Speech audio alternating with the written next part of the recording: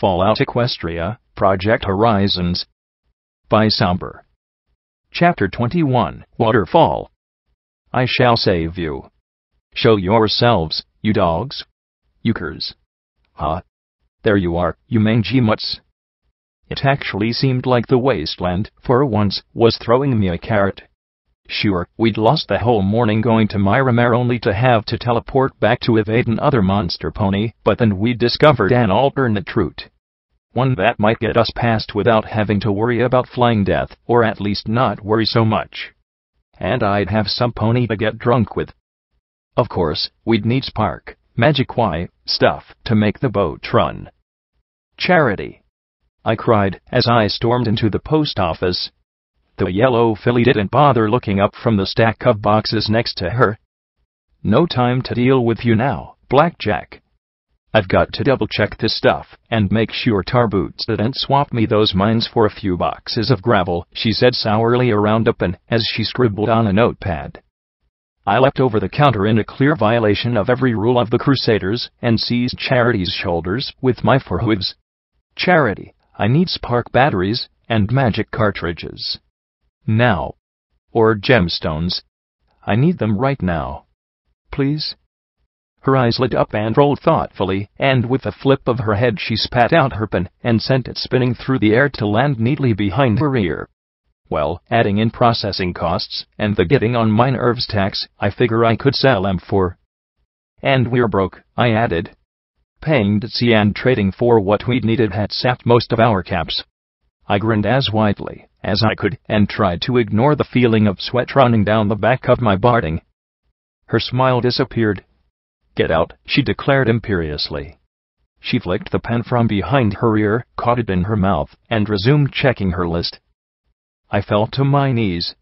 Please, Charity. Please?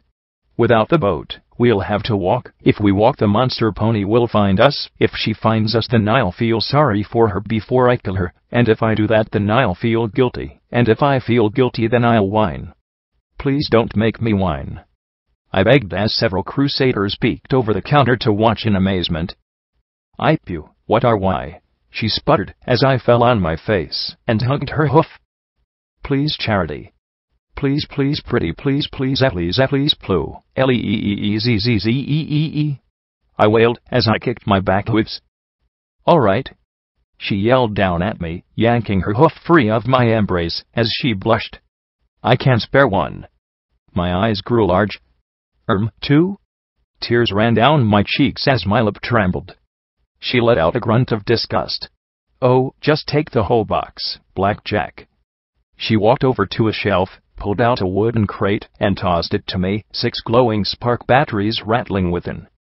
I just gave a whimper. The wine growing higher and higher. A bottle of wild Pegasus plopped on top of them.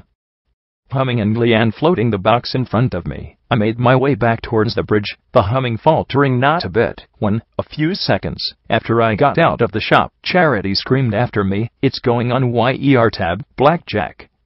You hear me?" With interest.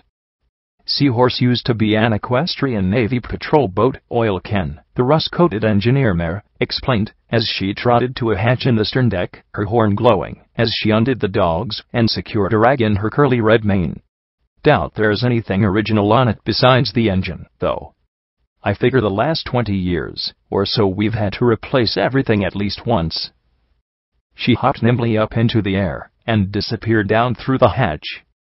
The rest of the crew was finishing up business, with 2 caravanners from Flank who'd come to trade chems and boxed food for bullets and music recordings brought from 10 Pony in Manhattan. Sore as I was at Caprice, I'd gotten some sugar apple bombs, and some more buck, just in case I had to wrestle Rampage again, from them in exchange for a few rounds of hunting ammo. A dirty look from me proved quite effective at getting them to shave a bit off the bill. Come on in, Oil Can said cheerfully. Plenty of room for all.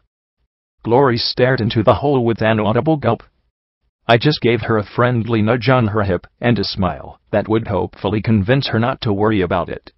P-21 jumped down happily. Stable ponies had no problem with nice, tight, cramped spaces.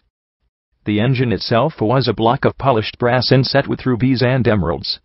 It was connected by wires to a sapphire water talisman, twice the size of what we saw in 99's utility room, that was hooked up to several large pipes. This here's the engine. It converts the raw magical spark energy into power for the water talisman. That makes the water that jets out the back to move the boat. Is there supposed to be this much water in here? P-21 asked, looking down at the inch or so of scummy water that was sloshing about our hooves. My pip-butt clicked slowly. There wasn't nearly enough radiation to worry me unless I had an engine-bilge water slurpee. The motherly mare grinned at him. Well, if you'd like to grab a bucket and do something about it, I know we'd be much obliged. She reached into my box and pulled out a spark battery, flipping the heavy square container in her hooves.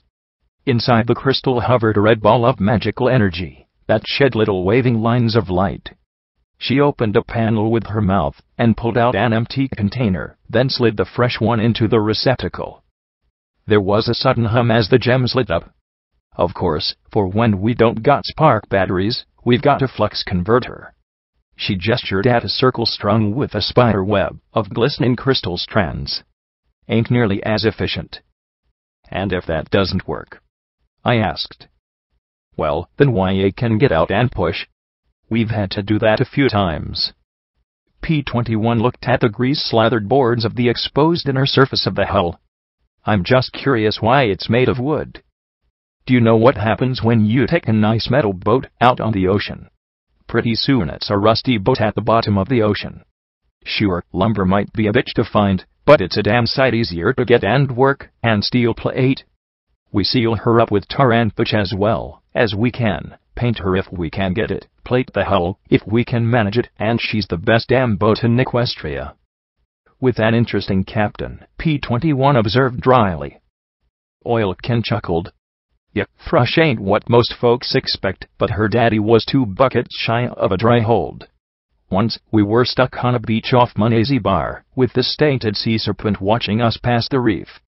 So the captain, he somehow gets a whole flock of rock crabs to carry the boat on their backs to the far side of the island. The rusty mare slapped P-21's back as she laughed. Thrush ain't quite the measure of her daddy, but she's the best girl for the job, Oil Can said firmly as she smiled at P-21. I had my reservations, but she's the mare who loves Seahorse the most. She was willing to let her daddy go to keep it. The rest of the spark batteries went in locker, above the engine. Seems to me going downstream wouldn't require much power, P-21 said. Shows you don't know boats, BOYO, Oil Can replied. Going downstream, you've got the water pushing you into rocks, beams, snags, and worse. Half our power is spent maneuvering around obstacles, and the other half fighting current. Just wait till you see the towers. Any boat that tries to just go with the flow is in for a nasty surprise. The Hoofington River eats ponies. With all the rain about, there's a lot of energy in all that water. Just another thing about this place I hated. I found myself scowling in the direction of the city. It seemed so wrong, like it was a trap trying to draw every pony in with lures of riches and food.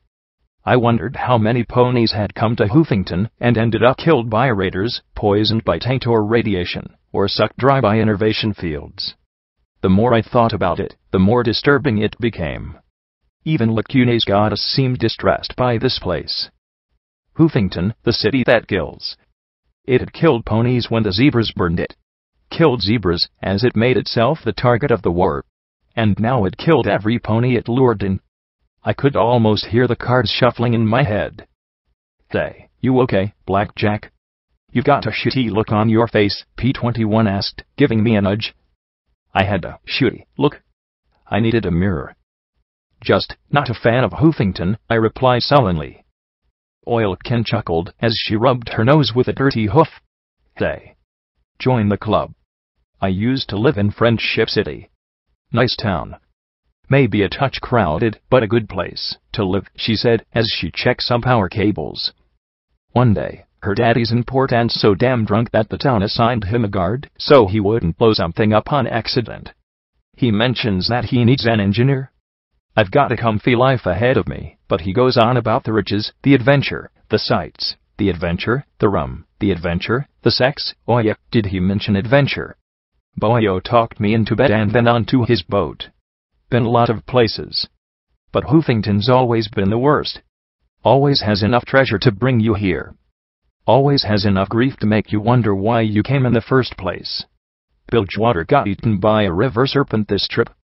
I doubt he'll be the last, but the seahorse'll be back. I'm sure of that. So why do you stay? P-21 asked. Oil can sighed and smiled, reaching out to touch the engine. There was a lover's look in her eyes. Back home, I had a pretty comfy life. Wasn't no 10-pony, but comfy. Out here, well, we ain't found riches, the sights are all pretty damned ugly, the rum's watered down, and the sex gets a little awkward on a little boat like this, but the adventure. He sure wasn't lying about that. Long as the captain can steer her straight, I'll keep her running. To Hoofington or hell itself. Seahorse wasn't exactly made for a luxury cruise. The 5 of us had one room to ourselves, and that had only 4 hammocks. We had to shift the foot lockers into the middle of the space, and throw some blankets atop them for lacuna. We were allowed to be there, or sitting on the narrow walk that ran along the sides of the boat between the rails and the superstructure. P-21 pointed out that, since I couldn't fly, all my fancy new boarding wouldn't be much better than an anchor. Damn it, what was the point of having cool-looking armor if I never got to wear it? There was a hum in the back of the ship that grew louder and louder. Then 2 streams of choppy water blasted out the rear of the boat just below water level. Tar boots and oil can untied the lines and jumped nimbly into the rear of the boat, and the swish of the water plumes increased. At the stern, on top of the superstructure at the highest point of the boat, was the wheelhouse for windows. It had rusty slats of metal that Thrush peered through as she moved the seahorse upstream of the bridge, before slowly turning the boat around. Immediately, the whoosh died to a gurgle as the powerful current carried us downstream. I admit that I am a complete and utter pansy when it comes to flight, but if the whole height thing was taken away, I liked the sensation of being carried along without having to walk around. Keep your eyes open, Captain Thrush called down to us as we sat on the walk, leaning on the metal rail. I kept Taurus rifle handy as my eyes scanned the scummy brown water. What am I looking for? Till we get to the fork, anything poking out of the river bottom or any pony with a missile. We might come across some hoppers after the fallen towers, but till then our biggest risk is running into something sharp and pointy, she said calmly, making only the slightest adjustments to the boat's heading and letting the current do the rest. Are ponies with missiles a common problem? I called back, looking at the increasingly thick ruins lining the river, and deliberately not looking at the enigmatic towers on the other side of the boat. This close to the core, I felt odd. Light-headed. I could only assume it was the enervation fields of the city nipping at my cells. Thrush was keeping the seahorse in the middle of the river, but I felt the urge to ask her to move closer to the rebel-strewn western bank. She grunted. Reaper one-apes and raiders, mostly. They gather in small groups to prey on riverside or flotsam. Unless they've got something big, we generally don't worry too much about it. She gunned the engine and threaded the seahorse around a spur of concrete just barely below the surface. I spotted it only as we slid past it close enough to spit. Glory proved the most valuable pair of purple eyes. Standing in the bow just in front of the turret, she and the crew's lookout, a young green earth pony mare named Seabiscuit, spotted hazards lying just under the surface that I couldn't see even as we passed them, and pointed them out with her wingtips so that Thrush could steer around them. As the river carried us along, the ruins became even larger and more elaborate and damaged. Blocks of apartment buildings had slid right into the water and filled it with deadly debris. Pipes blasted jets of yellowish-brown filmy water every few hundred feet as the land rained into the river. A small camp of 4 ponies. Raiders, from the bloody bites on their limbs. I sighted them carefully, didn't see anything resembling a missile, and was about to fire when the captain said, "Don't. Gunshots carry on the water." Reluctantly, I lowered the rifle. "I thought you weren't an executioner," the dusty voice said softly. "I'm not an executioner." "They were raiders," I muttered to myself, glancing at the dealer, who was looking at the raiders with pity. "They're dying from a disease already. It's going to kill them one way or another." I remembered the mare in my mare, who had gorged till her stomach burst. It's not an execution if they're already going to die. I flushed in anger as I saw Glory look back at me. Great. Now every pony was going to know I was losing it. Oh, well, that's convenient, he said with an understanding little nod. So long as you're granting mercy, it's okay. Funny, wasn't there another pony using the exact same logic just yesterday? Shut up, I hissed softly. Of course, it wouldn't be the first time you've done it, he continued. Shut up. I yelled at the pale bastard, levitating Cupcake's revolver and pressing it to his forehead. Why the fuck do you do this? I was feeling halfway good, and then you. Why are you trying to make me remember killing them all? Why can't you let me be happy? My magic tightened on the trigger. Sure, it wouldn't kill him, but I'd feel better. Blackjack, Glory said in a fearful voice as the dealer melted away. The gun was pointed right between her shocked eyes. My magic released the gun at once, and it bounced off the deck and landed in the river with a little splash. I stared into Glory's fearful and hurt eyes, and felt myself start to shake. I hadn't had the shakes like this in a while. I thought that I was over it. I put it behind me. Matured. Moved on. I am a fucking idiot. I hadn't put anything behind me. I'd thrown it in the closet and forgotten about it. I'd murdered 40 foes. Executed them. I'd rationalized. I justified. But my mind wasn't letting me let it go. I'm sorry, Glory. I wasn't talking to you. I'm just sorry. I saw the conflict in her eyes as I looked down into the water. Then she jumped over me and disappeared below decks. Well, that was interesting, Thrush said from behind the wheel. I don't want to talk about it.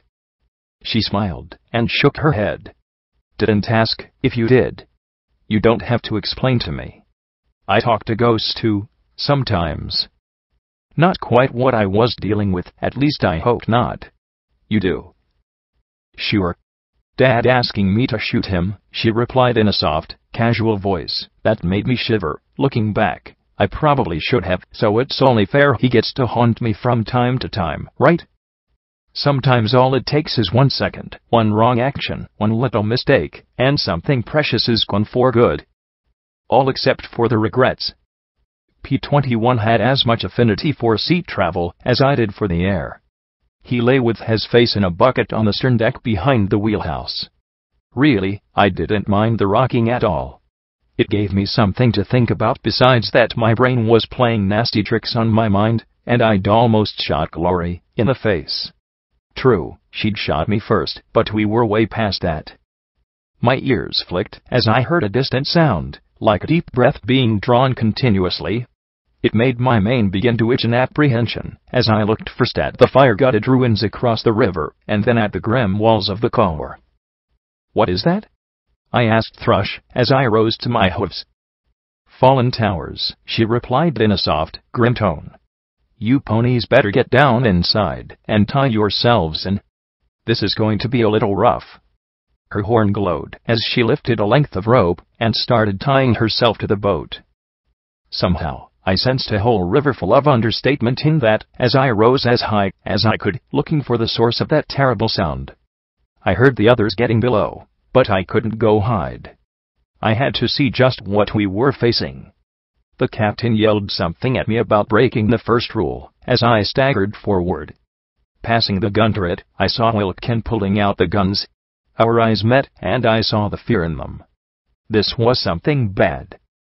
I rushed to the front of the boat and ran into Seabiscuit, trying to go the opposite direction. The sea green mare balked and backed to the bow of the boat as the deck heaved. We were moving fast, really fast. The wide river now seemed ominously narrow, as if all the rubble and junk had constricted into a foamy flume. The boat gave one more lurch, and the mare gave up trying to move back, and instead began to frantically tie herself to rusty metal rings set in the deck. Tie yourself down, she yelled, but I wasn't really listening at that point. My eyes stared out in front of me as I felt a sensation like taking a cold bath wash over me. Like everything else in Hoofington, I suspected that the massive cone towers rising to the rolling clouds were ridiculously over-engineered. However, despite that, during the war's fiery end, one of the towers had broken off 10 stories or so up and had fallen across the river. The heavy, armored face of the fallen tower acted as a dam of sorts, and the tower's fall had shattered and knocked down a half-dozen more buildings that were now also lying in the swirling fury of frothing water. The water poured over the jagged stumps of the fallen foundations, like saliva over teeth. The river was hungry. "How in hell are we supposed to get through that?" I shouted. Then I stared, as the boat flew between a pair of street lights. We weren't going down a river anymore, this was a street. The impromptu dam had driven the river out of its banks, and now we were navigating racing currents running through the ruins of the shattered office buildings. Broken foundations and rusted street lights flew past us as the water flew forwards faster and faster towards the source of that perpetual inhalation. "Tie yourself down," Seabiscuit screamed again as she grabbed a second length of rope, knotted it around my chest, and tied it to another ring. "Captain will get us through," she yelled, the Green Mare staring back at Thrush with a look of frantic faith. The captain just stared grimly ahead. Then I saw exactly where she was taking us. The tower had not fallen completely intact. A split had opened up inside it, where the top third had snapped back like a peppermint candy stick and created a yawning chasm that the river was forced into. However, I didn't see a way through, only endless black. The seahorse seemed to hang, suspended on that eerily smooth rolling tongue of water that poured down endlessly into the gullet of the fallen skyscraper. And then, with a blast of cold wet mist, we plunged into the darkness. I gripped the rail with my hooves as we plummeted into the hollow interior of the skyscraper. Then, just as we'd fallen down, the water rose into a vertical wall again, and this time we were going up. The seahorse rode the arcing wall of water as it poured along the interior of the building, like an enormous pipe. In my mutated sight, I could see the rusted steel beams stabbing at the seahorse, like spears. Something banged against the underside of the ship, and I felt the entire vessel jump as we raced wildly down the interior of the building. Cracks in the wall sprayed cold, foul water in my face. I had no idea how a knee pony, could navigate this passage. Then I spotted light ahead, and with it the sight of another wall of water churning sideways. How could a vertical wall of water move sideways? "Hang on," Seabiscuit screamed in my ear. I wrapped my front hooves around the railing as we approached that surging sweep of fluid. For a terrifying moment, I swore we flew. My stomach rose in my throat as we were ejected from a second split in the side of the tower and right at the face of a fallen apartment building. The water rose up, and we rose with it. Higher and higher the boat rose, and I stared down towards the stern. I wasn't sure if I was simply soaked through or if I wet myself at the sight. Then our eyes stopped, but Seabiscuit's did not. She continued going up and out, connected only by the rope tied to the ring. The rope went taut. Then, with a metallic ping, the metal snapped. Her teal-eyes widened in horrified resignation as she started to plunge back down towards the churning water as the boat hung in the air. I screamed as I set my hooves and launched myself into the air, my legs flailing. "Save one. Just save one." Her trailing rope smacked me in the face, and I gripped it with hooves, teeth, magic, whatever.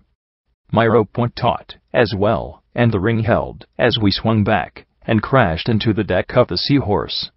My teeth rattled as I hit the rail and hooked a rear leg around it. She dangled with the turret. I wondered if we would hang like that forever. A small tilt in the wrong direction, backwards towards the surging torrent sprang from the tower, then the boat fell. With horrifying, ponderous slowness, it tilted away from the crumbling apartment face as I was looking down at a swirling froth of brown water. There was nothing I could do but clutch that rail with every bit of strength I could. Every inch of me was slammed with more force than I'd ever thought possible as the boat fell upside down. My breath blasted from my body in a bubbly scream as I felt like the rope was about to cut me in two. Then I was lifted from the water as the Seahorse reverse capsized, coming to the surface dripping wet and pointing her nose downstream. I opened my eyes, looking for the sea green pony, and staring at the rope trailing in the water. The rope burn had torn 2 raw strips of flesh from around my forehooves. Just one, please, let me save just one. I floated a buck to my mouth and chewed down as the seahorse raced towards a jagged strand of crushed buildings and debris. My heart thundered as I heaved with all my strength. I could barely breathe as I looped the rope around my forelegs, pulled, and looped again. I clenched my eyes shut, imagining the beams and concrete ripping her apart. It felt as if one of those jagged spurs had lodged straight through my chest as I pulled again and again. And then limp green form came over the rail and fell atop me. Water dribbled from her mouth as she lay there. One, just one, I whispered softly as I rolled upright and pressed down on her sides, trying to force the water out. Thorn. Roses. Tumbleweed. Scuttle. 11 zebra. 40 foals. Let me save just one. She lay there, another corpse, my heart racing so fast that I collapsed beside her. Thorn. Roses. Tumbleweed. Scuttle. Zebras. Foals. Seabiscuit. Then she coughed, gasped, retched, and vomited water. I shook as I fought to sit up, trying to do something helpful, and managing just to blubber and hold her shoulders as Star Boots walked carefully along the heaving deck, rushing to help. She drew one shaking breath after another as I fell on my back, gasping for breath with the blood-soaked rope tight around my hooves. Everything fell away as I smiled. I saved one, you bony son of a bitch. I saved one. Wake up, fishy. Fishy. My mom called over to my bed. I know you're awake, go fish. You're smiling. Am not. Sleep in. And I snored loudly to prove it. She bumped me with her nose. Security mares have to wake up and do our jobs, fishy. I don't want to be security, mama. It's no fun, I muttered, looking up at my pink mama with her smart, indulgent smile and striped purple and red mane. Security's the best job in the stable, she said softly. Every pony says that about their job, I said, as I rubbed my eyes, and yawned. She just chuckled. But ours really is. We get to save ponies. Tilda tilda tilda. Why do we gotta be so mean to the boys, mama? I asked as my eyes looked over at 2 bucks walking with their heads hanging, following 2 mares. They looked hurt, and something else? I didn't know what shame was back then. She smiled sadly as I got a green alfalfa smoothie from the cafeteria, munching on the sweet grassy sludge. We don't. But a lot of mares can be mean, so a lot of mares are mean to ponies they think it's okay to hurt. But why? They're not in my classes or nothing. What do the colts do? I asked, as I ignored the spoon and straw and chowed down. They do something very important for the stable. They make babies. I imagine something like a factory, where little fillies were assembled like dolls. They do. MHMM. One of them made you, she said with a smile. Not sure which one, but she flushed slightly, as she said that to herself more than me. But what did they do? I asked with a little frown. Well, in your grandma's time, colts and fillies shared all kinds of jobs. All except for one, the overmare. Every pony got one baby to take over their jobs when they died, whether they were bucks or mares. Then, one day the overmare had a baby colt. The males were happy, because there were a lot more mares than bucks, anyway, and they thought the rules weren't fair. I grumbled, I don't think the rules are fair either. It's stupid I gotta go to bed when I'm not even tired. If you did, maybe you wouldn't have problems waking up, she said, as she levitated a napkin to wipe my face clean. Anyway, the overmare said that the colt couldn't be an overmare, because he wasn't a mare. The buck said the overmare was breaking the rules because she couldn't have another baby. Then her foal died in medical. The buck said the overmare had killed him to have another baby, and demanded she be replaced, but there's nothing in the rules for taking away an overmare's job. I gasped, as I squirmed, trying to get away from her floating napkin. And did she, mama? She just smiled sadly, and shrugged. The bucks thought she did, and they were angry. They took over the maintenance level and threatened to do something very bad if the overmare didn't step down. The Bucks had a lot of mares wanting to help them before, but breaking the air purification talismans would have killed every pony. There was a nasty fight, and several important parts of the stable were damaged. Finally, most of the Bucks were captured, and the overmare said that from then on mares would run the stable and Bucks would make babies. I munched my green smoothie, making a mess of my face again. Hut. I wondered why I never see any colts in school. Well, except for this one. He's always hiding near the door. Or he was, I said, as I tapped my hooves against the table. I haven't seen him since I took him back to medical. She gave me such a sad smile. Try not to think about it, fishy. Because once you started, you wouldn't stop. Not till it drove you mad. Tilda. Security were friends with security. Thus, my friends were, by default, the children of security mares. Daisy limped to the corner of the schoolroom, where we were being taught our color lessons and security training, by the bored, burned-out banality of Miss Textbook. Marmalade looked at the creme-colored filly in concern, at the darkened red bruises on her face, and the twitchy look in her eyes. There were bandages on her legs, side, and flank. "Are you okay, Daisy?" I asked, looking at the bruises on her cheek and muzzle. "Yeah. I got in a fight," she said, sniffing, as if it were no big deal. Daisy always got in fights. As security, she was supposed to fight, we all were. But I always wondered just who she was picking them with. "So, what's Teach going on about?" she asked, and the honey-colored Marmalade and I looked at each other in concern. Daisy never cared about what the teacher taught. The Ministry of Awesome and how it was just a bone thrown to Rainbow Dash, since she never actually did anything, I said softly. "Sorry," I asked. She yawned, and we relaxed. Then Duct Tape walked by and the homely gray filly looked at the three of us, looked at Daisy. Daisy looked at her. "What are you looking at?" Duct Tape shook her head as she backed away. I said, "What the fuck are you looking at?" And as Duct Tape turned to run, Daisy charged her. "No. Please? I'm sorry." Duct Tape begged as Daisy plowed into the smaller gray mare and proceeded to pummel her. "You didn't see anything. You understand? Nothing, you gray pussy." Daisy shrieked. She kicked the other filly over and over again while Textbook just looked on with a mild expression of annoyance that her lecture had been interrupted. "Daisy!" I shouted in alarm, and the honey unicorn jumped as I raced to shove myself between her and the fetal Duct Tape. Marmalade just followed, because that was what she did. She didn't have the sense Celestia had given a roach. Still, I shoved my way between them and kicked Daisy's face firmly with my forehooves. That seemed to snap her out of it enough to make her fall back. "Get Tape to medical, Marm." The yellow unicorn looked at me, then Daisy, then Duct Tape, and finally realized I was asking her to do something. She bit Duct Tape by her mane and dragged her out the door. "What is wrong with you, Daisy?" I yelled, as the rest of the class pretended to listen to the teacher. Because that was safer than listening and thinking. The bandages had fallen away, and I stared at the cuts in Daisy's sides and flank. They'd only been barely healed by the magical bandages. And unless she'd been hiding a horn her entire life, there was no way Daisy could have made such regular cuts. How? Now I was the one slammed to the ground. No pony. It was an accident. I mean, a fight. That's all it was, she said, as she shouted down at me.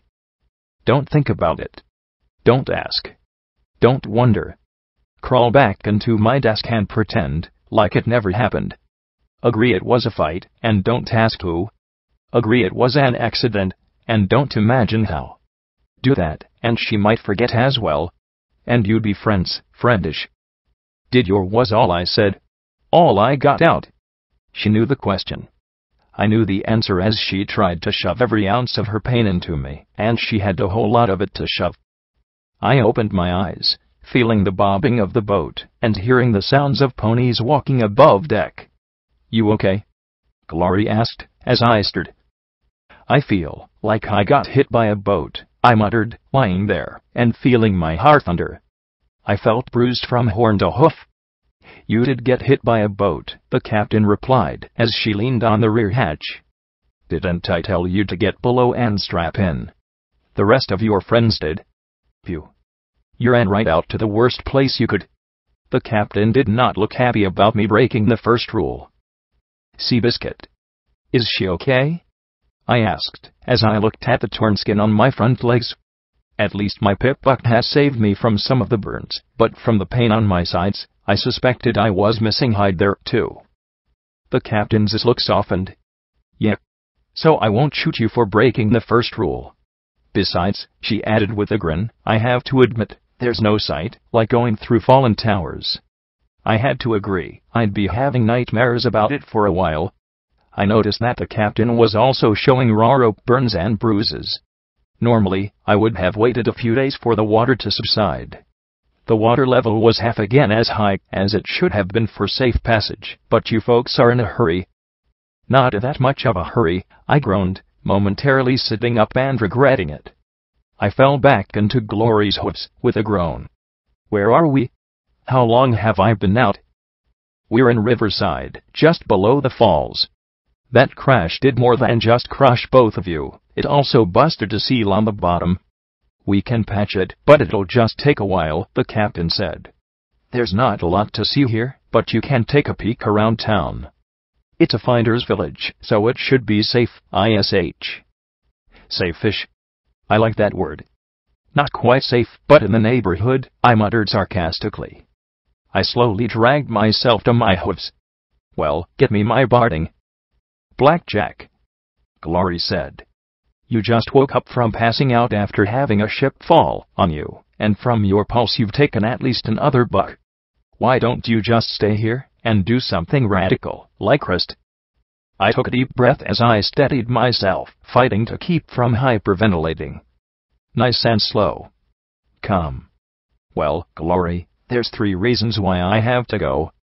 First, I need to get out there so that whatever eyes and ears Sanguine and DJ Pond 3 have can see me so he doesn't send that monster pony to chapel.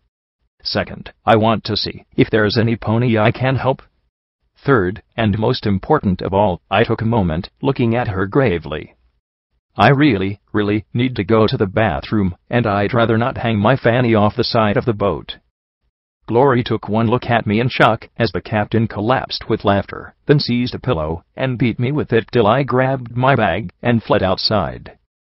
After a visit to the town latrine, a ditch that reeked so badly it almost had me reconsidering the boat, I found myself in Riverside.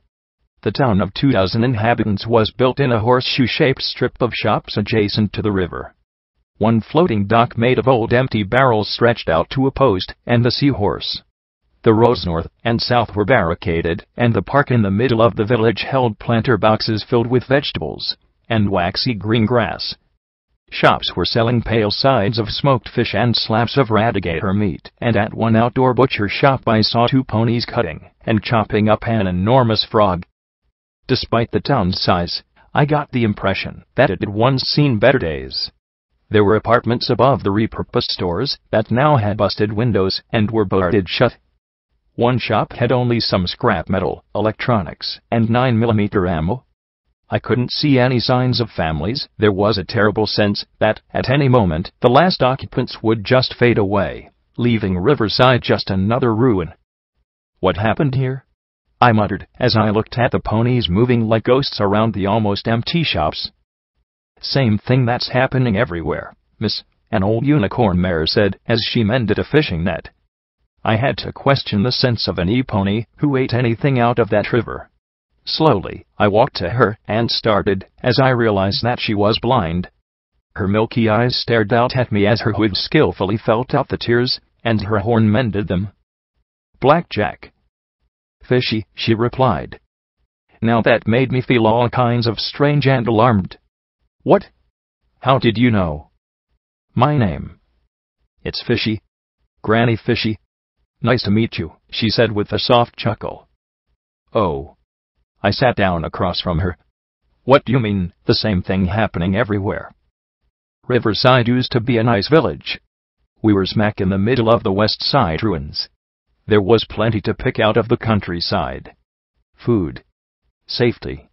But the ruins been picked clean, mostly. There's more and more raiders, bandits, and reapers. Less folks bring in less food. So villages just dwindle away. Death picks off the ones who stay, and there's fewer and fewer boats. This lady bothering you, Mum? A pink mare with a pair of fish on her flank asked, as she trotted up. No, thank you, Perch, Granny said, as she waved a hoof at the mare, who took it between her own, and guided it to her head so Granny could pat her. She was polite enough to ask about the town. It's those damn dogs that are to blame, Perch said with a stomp. Dogs? I blinked. The sand dogs, the elder unicorn answered. They live underneath the western ruins. Perch, clearly having a lot more to say, stomped her hooves again. And they're a menace. They scavenge the ruins, but they don't trade, and I know they've got some decent salvage in their holes.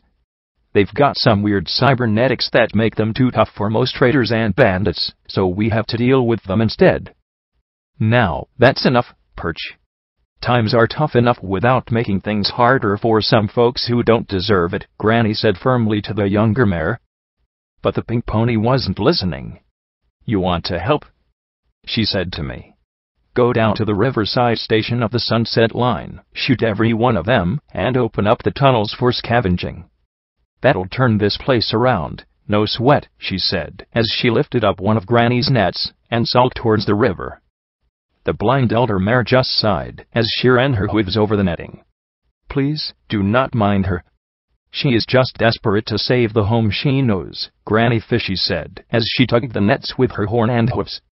I suspect you feel the same way. You do. I gave a nervous little smile. No offense, but you don't know where I'm from. Trust me, no pony would want to save that place. Oh, but isn't that where you're going? Or maybe it's where you've been. Who can say? She said, as she carefully tied a hole. I suspect you have a long trail before you to reach your home. My mane started to tingle as I regarded her. What do you know? She chuckled at that wary question. No. My dear, I simply mend holes in nets, she replied with a toothless smile. But I have a sense about you. The past and future reach through you. Messenger, harbinger, and judge. Life in one hoof, death in the other. Which will you decide? Not even the stars can tell. Okay, that just jumped the creepiness factor up by 50 at least. P21 and Glory trotted up, the two probably noticing my slightly uneasy look. Blackjack? Who's this? Glory asked politely. Granny Fishy, she said with a broad smile, as she thrust her hoof out in the general direction of Glory. Glory took it in her own, and gave it a shake. Ah, a Pegasus. How interesting. How would she get that from a hoof shake? Fallen Glory, Glory said softly, as she glanced at me, then frowned at the old mare. Did Blackjack tell you? No. I just get a sense of things, she said, as she released Glory's hoof and returned to the net. Like your name. Fallen? How far have you fallen, I wonder? Have you learned to hate? Have you learned to spite? Have you learned to crave vengeance? If not, how can you know how to forgive, Fallen Glory? How? What did you tell her, Blackjack? She asked, clearly startled. Nothing. I just met her, I said defensively. P21 looked at Granny mending the net, then looked at me. I cocked a brow. What? He said. I don't want creepy mystical mutterings about my fate or destiny, thank you very much. He backed a few steps away from Granny. Leave me out of it. Oh, don't worry, young buck. Your fate has come and gone. It only begs the question of what happens in the epilogue, the old mare said with a lazy wave of her hoof. For some reason, that seemed to bother him more than some cryptic remark. Then Perch yelled across the square. Granny, stop with the fortune-teller routine, and get that last net patched up. The blind mare chuckled, and I gave her a skeptical glance. Had all this just been loco messing with troops? Ah well, fun is fun, but I'd best get back to work, she said. Don't give an old blind mare's words too much thought. As we walked away, I looked back, and saw her still wearing that lingering old smile. Blackjack, are you sure about this? P-21 asked as we moved through the ruins. It's one of my plans. Of course I'm not sure about it. But Perch said that if we could deal with the sand dogs, it'd open up the underground tunnels for salvaging again. And you know that there's always time for dealing with raiders and bandits. We've got at least 3 hours till Thrush patches up the boat, so why not do some good while we're here? I have to wonder how your foes will view your good, Lacune said from the rear. She'd shed the heavy black lace dress and veil once we were out of sight of town. Oh, don't get her started with moral relativism, P-21 groaned. She'll be stuck all day. Moral whatism? Look. It's simple. We're good. They're bad. That's all I need to know. Right. Till one of them starts crying, the blue buck muttered. Why are 4 smart ponies being led around by an idiot? Can't be that smart, then. I stuck my tongue out at him and looked at Rampage. She still wasn't much bigger than a filly, but I wasn't going to pick a fight with her with that chainsaw knife in her jaws. Hey, Rampage. Are you smarter than me? She spat out the blade and balanced it atop her head as she said something in zebra to me. A toss of her red curls and she caught the blade again in her jaws with a grin. I'll take that as a yes, I said with a roll of my eyes. The plan was simple. I'd keep an eye open on my EFS for red bars. Glory would scout them out. We'd annihilate them and save the day. My Pip-Buck navigation already had a toggle set on Riverside. How it knew, I'd never know. Once the dogs were out of the tunnels, the Seahorse would hopefully be ready to continue downstream. I just hoped we didn't get lost amid these ruins. They were unlike anything I'd ever seen. The swampy remains of Frankfurt were nothing compared to the cracked and broken tin and 20-story buildings that loomed over us. Most bore the telltale black charring of firestorms, and the streets were littered with rubble, smashed and twisted wagons, and, of course, bones. Still, a century of scavenging had turned the ruins into rain-drenched shells. Perfect little lairs for predatory ponies. And speaking of which, there were some red bars straight ahead. I gestured to Glory, and she flitted from blasted-out window to blasted-out window, her gray hide and pale blue barding blending in with both sky and rocks. I had to keep track of her blue bar at times.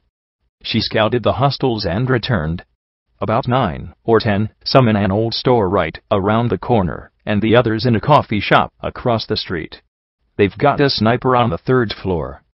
I couldn't tell if they're raiders or bandits, but they're all armed. Red, it's dead, I muttered, glancing at my Pip-Buck. I imagined the cards shuffling in my mind, but I wasn't even going to acknowledge the pale bastard. If they were armed and hostile, this wasn't an execution. This was trouble and we were taking care of it. Okay, so I'm in front. Glory from above and tagging that sniper. Rampage mixing it up. P-21, keep your eyes open and use persuasion if there's a knot of them. And you, I looked at Lacune, and suddenly felt at a bit of loss. What are you going to do? I'll back you up, she said with a faint smile. Right, that was less than specific or comforting. Okay. Don't shoot me, please, I asked with a half-joking smile. I started towards the hostels when P-21 cleared his throat. What? I asked, looking at him and his sardonic little smile. He stretched out a hoof and tapped the helmet sitting atop my saddlebags. Oh. Right. Headshot, good thinking. I levitated and strapped the helmet in place, flushing slightly. Okay. Now, were we ready? We were. I strolled down the street as clear as day with Taurus rifle floating ahead of me. Rampage moved like a ponified cat, unnervingly quiet without her clanging metal armor. Glory moved overhead like a silent guardian angel, while Lacune walked behind me. Where P-21 was, I had no idea. Laying mines? Readying grenades? I just knew he'd be there. Through the scope, I saw a mare walking from the coffee shop towards the corner grocery store. I saw the spiked armor, the sawed-off shotgun, and, most importantly, the half-dozen hooves dangling off the sides of her barding. Most of all, I saw the eager grin that split her scarred face, yellowed eyes widening in glee at the sight of me. Then I sent her brains out the back of her head with a clean shot through her left eye. All hell broke loose. At once, 3 more ponies rushed out, but they had the sense to go for cover behind the piles of rubble. One opened up with an SMG, a 10mm Zebra model, if I knew my guns, and sprayed bullets down the street at me. Where the heck had raiders gotten enough bullets to waste them with an SMG? The pistols were a little more accurate, but my barding took the rounds with equanimity, as I took aim with the rifle, and blew the noggin off the mare with the SMG. From overhead came the boom of a rifle round, and a resounding ping glanced off the side of my helmet. Somewhere, I was sure, P-21 was thinking smug thoughts. Okay, enough badass stupidity. I had their attention now, so I made for my own cover behind a fallen wagon, as my head throbbed. As nice as the rifle was, it just didn't have the time or rate of fire for messy work. Good thing I had a shotgun. Glory swept sideways, raking the sniper's nest with her beam pistols. There was another loud boom from the sniper, but she deftly twisted clear of the shot, pirouetted, and resumed cooking the sniper with little beams of death. I just waited as Rampage raced in towards the 2 raiders with the 10mm automatics. The sight of a charging little zebra-striped pony seemed to make them hesitate in amusement. They realized their mistake too late as Rampage leapt over the rebel and wrapped her hooves around the mare's neck. Then the Ripper roared as she sawed her head clean off in a fountain of blood that seemed to make the remaining raiders stare in awe. No wonder Deus had been able to command these psychopaths. Unfortunately, her awe made her a sitting duck for a round of buckshot to the head. Now, where were the rest? From the inside of the store spilled the remainder of the raiders. They'd been taking their time getting their barding on and guns ready. Another unicorn came out, spraying Rampage and myself wildly, and this close in the shots were much more effective.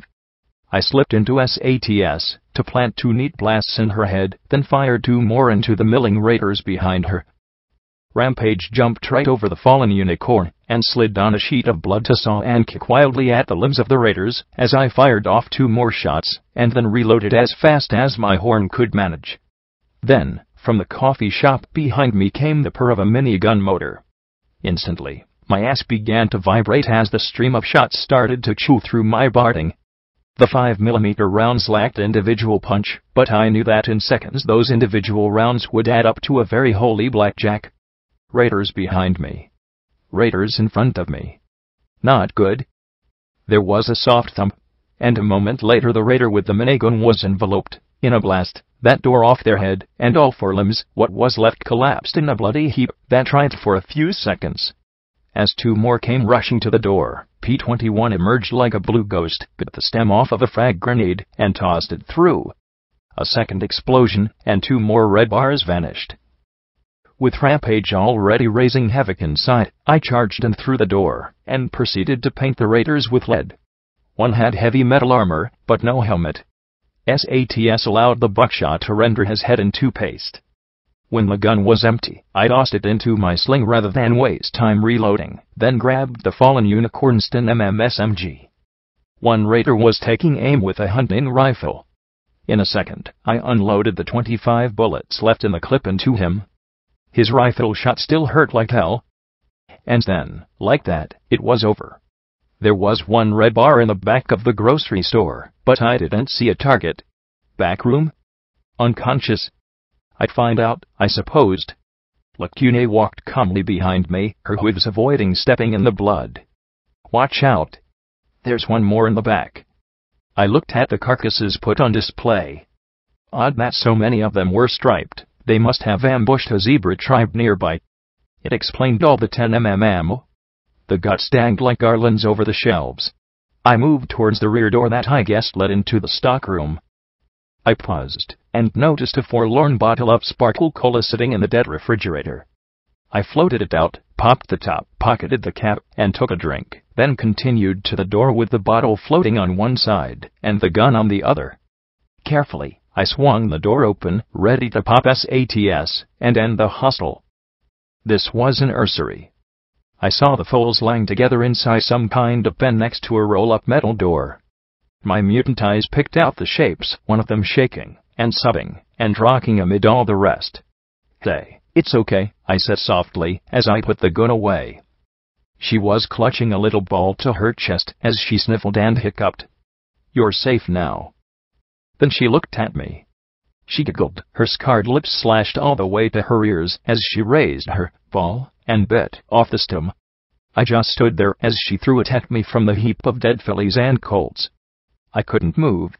I could only think, play, as I watched the grenade arc towards me. A shimmering whitish-purple field appeared around the filly and the grenade.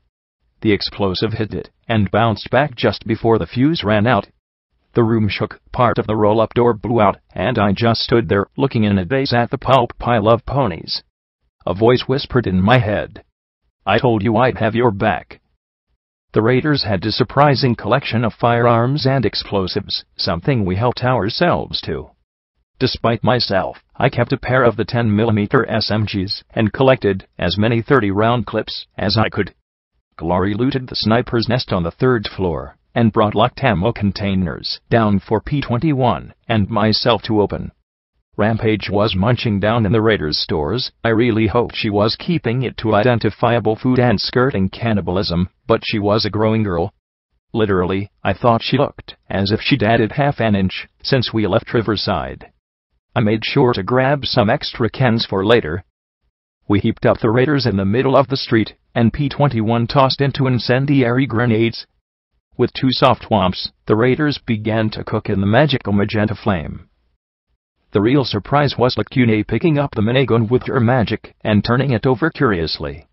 I was struck with how she handled it, ejecting the belt before detaching it from the slain raider's battle saddle.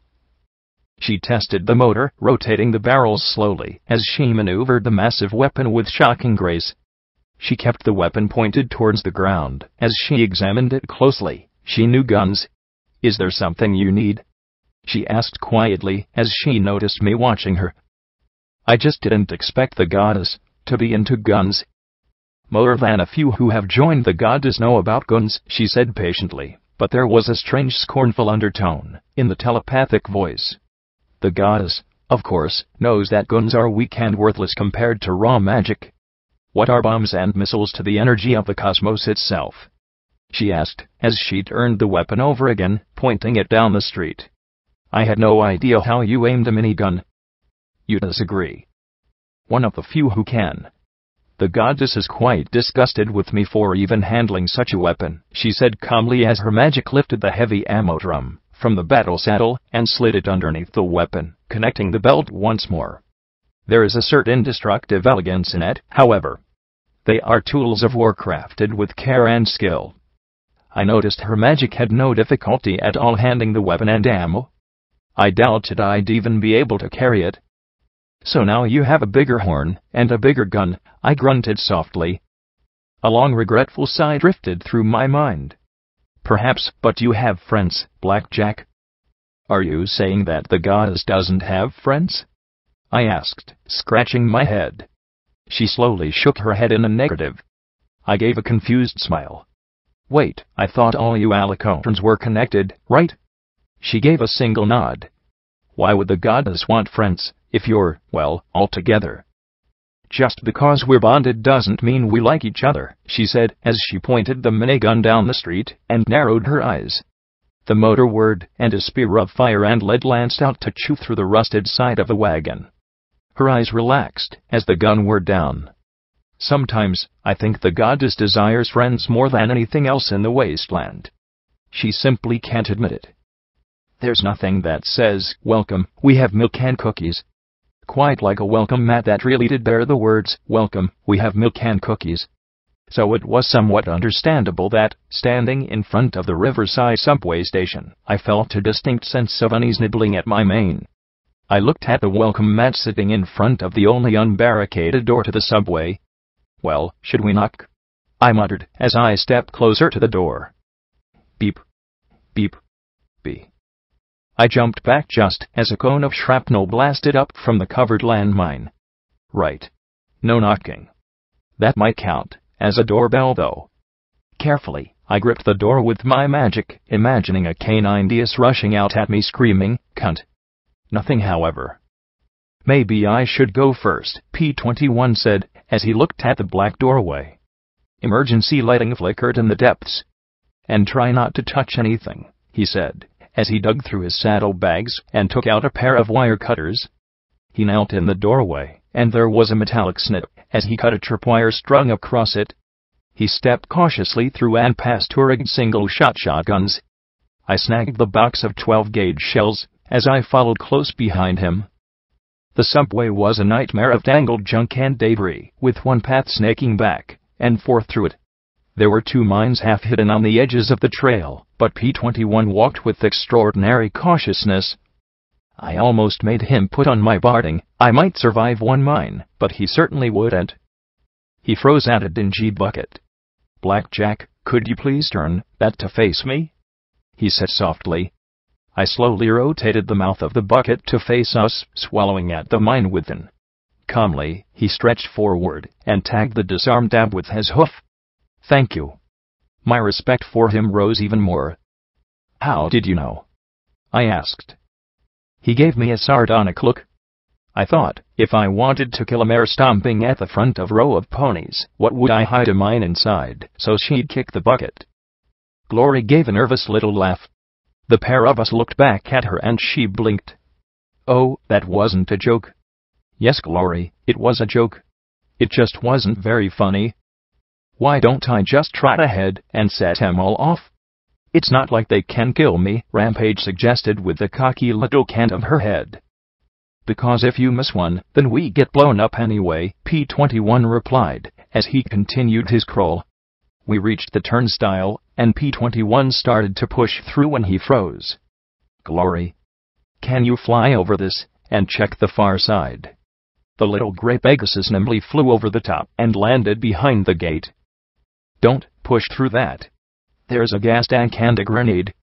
P-21 had me float his clippers to her, and she snipped the wire to the grenade. Only then did we move past. Thankfully, the space beyond the turnstile was clear of the heaps of debris, and we were able to spread out a little. There were bathrooms to the side with red hostels. I pushed through down to the round lounge, and relaxed at the sound of skittering rat roaches. I stomped them with my hooves, then blinked as I saw a sparkle cola machine. Smiling, I trotted over and started to push the button to see if I could get out a few more sodas. "Blackjack," P-21 warned, and I froze. I looked back at him, then at the machine. Slowly, I stepped back. It was finally starting to click that I shouldn't touch anything in here. Then I heard the metallic click of a first aid kit being unlatched near the door to the bathroom. I turned. As it creaked open, a round tin fell into her hooves. Beep. Beep. Beep. She stared at it in horror, frozen. It exploded in her face. Glory fell back, screaming, as she writhed, her hooves shredded up to her elbows as she thrashed wildly in agony. I leapt atop her, pinning her, holding her tight, as I levitated out a Med-X and jammed it into her leg. She stilled enough to go from screaming to sobbing. "I can't see," she said around bloody and torn lips. "Goddesses, I am sorry, I am so sorry." I stared down at her as I tried to tear my eyes away from her bloody sockets. "Save this one, Blackjack. No matter what, save this one." I fought to shake off the urge to fall apart. I looked at the metal embedded in her face. Oh, this was going to suck. "Shut up," I said as my magic proceeded to pick the bits of shrapnel out like tweezers. She grit her teeth, trying to strangle her screams as piece after bloody piece was removed. Then I poured Sakashi's healing potions down her throat. And there was nothing for it. I took out a Hydra and injected the gray sludge into her as well. She immediately started gasping and squirming as her face began to knit back together thanks to the influence of both potions. Then she opened her bloody eyes and stared at me in shock. Sobbing, she curled up tight against me as she shook. Her face still looked red and raw, but not blind or dead. "Shh, it's okay. You're okay," but she nearly hadn't been. "Okay, so the rule is, don't touch anything." "It might be too late," P-21 muttered, as he looked behind us. "They must have heard that." "Yeah, well, they almost killed my friend." "They're about to hear a lot worse," I muttered darkly. We picked our way down. P-21 found a grenade box, with a live grenade inside, a bottle of sparkle cola tied to a bomb inside a steel crate, and 3 grenades rigged to a tripwire. All that was before we even reached the stairs going down to the actual subway platform itself. 3 more mines were on the steps, and he slowly crawled down to them. Then I glanced up and grabbed his rump hard with hooves and magic, pulling him back.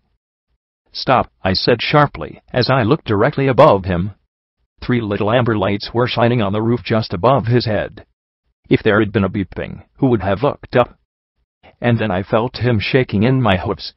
Gee, get off," he stammered. I looked exactly at what I grabbed and suddenly felt the noxious mix of shame, embarrassment, and general horror at what exactly I pulled in getting him back. It was as if he couldn't move even one side moved away. I wanted to give him a hug, as he trembled and gasped for air. I knew that was the one thing I couldn't give him.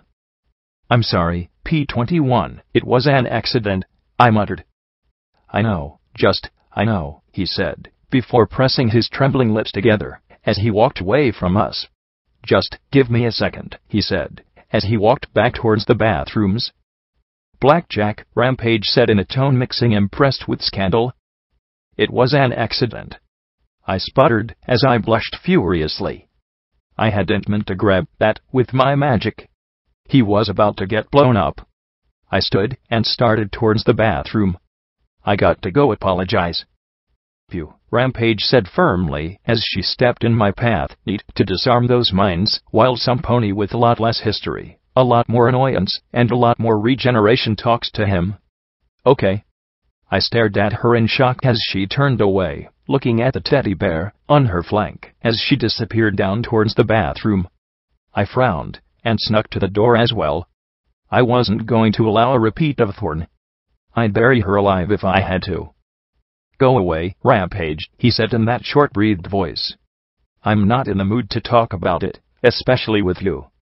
"No surprise," she replied. "So then why are you staying?" he demanded crossly. "Why is it every mare around me thinks she can tell me what to do now? This isn't 99. No, it isn't. And I'm not making you talk. I'm not your friend. You can keep silent and not feel guilty. Lie to my face. Beat the snot out of me, if it'll make you feel better. All I'm going to do is sit here." There was a soft thump. "And listen in case you do, or until you're ready to go, or Blackjack blows us all up with a well-timed sneeze." "I'm not going to talk about it." No response from Rampage. "Go away, damn it." "There's nothing to talk about," he said in a trembling voice. I pressed my back against the wall, my ears twitching as I dreaded what he might say. Then his breathing caught, and he said, "I can't believe she grabbed me like that." "Well, Blackjack doesn't do anything if it's not spectacularly. Even groping the last buck in the wasteland who'd want it," Rampage said dryly, and despite myself I felt my cheeks burn. "It's stupid. It was an accident. I know that." His thin voice cracked again. "I thought I was over this." "Yeah. Funny how it's never over till it's over," she said. "So, is it because she grabbed you, or because she grabbed you?" "I don't want to talk about it," he said in a brittle voice I'd never heard before. I was so used to him being calm and stoic. And then there was a horrible hitch in his throat, and then a sob reached my ear. "Took you back, didn't it?" Rampage said in a calm, mature voice so terribly different from her normal impudence or the snide tone after killing Thorn. "It was an accident, P-21. She saw the mines overhead and just acted. It's what she does. And I know she feels horrible for it. I know, she killed him, and she used me, and I know she's a good pony, and didn't mean it," but he broke off in a shaking sob. "South. It's because she grabbed you," she murmured softly. "I know it was an accident, I sometimes wish she'd left me outside 99. That she hadn't tried to find me in flank. I feel so glad to be alive till anything, reminds of me that place, and it feels like I'm back there." He sniffed terribly as I clenched my eyes shut. And worst of all, the second she did, I was ready to. He choked like he was being strangled. Perform? Rampage softly offered, and he sobbed again like a colt. I sat there helplessly, crying too, as I listened to him right around the corner. A good pony, that's what he'd called me. He was the good one. Even Rampage, barring the murderer within her. They were all good ponies. I was the one so cowardly I had to eavesdrop. I couldn't help it. She touched me like that, and it was like she was next on my breeding queue.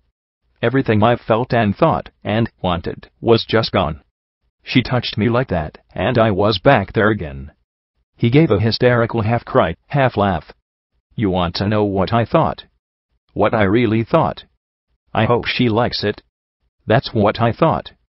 Not, get your horn off me, not, how dare you, not, why did you do that, not even, pretend like it's not a big deal. You've been conditioned to think that way. It's not your fault. Blackjack is heading back there now to deal with the ponies responsible, right? You need to not blame yourself. This was a stupid accident. She didn't mean to do it.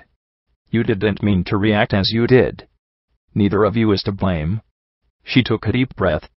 I'm going to contact Dr. Helpinghoof in Manhattan. He's a lot more reliable than those Ministry of Peace hacks. I probably wouldn't have been able to stay in the guard if he hadn't. Rampage. What are you talking about? P-21 asked softly. There was only silence, then she stammered, I don't know. I don't know what I'm talking about. I don't know any of that. But I can tell you Helpinghoof's clinic's terminal number. His receptionist is Carrot Cake. He tries to sing Sweetie Belle. I don't know why I can, or how I can, so why the hell did I just say it? Now it sounded like Rampage was the pony falling apart, but it also seemed to be pulling him back together as well. She let out a shaky little sniff. Do you think maybe Blackjack's assembling the deadliest therapy group in the wasteland? Goddesses, I hope not.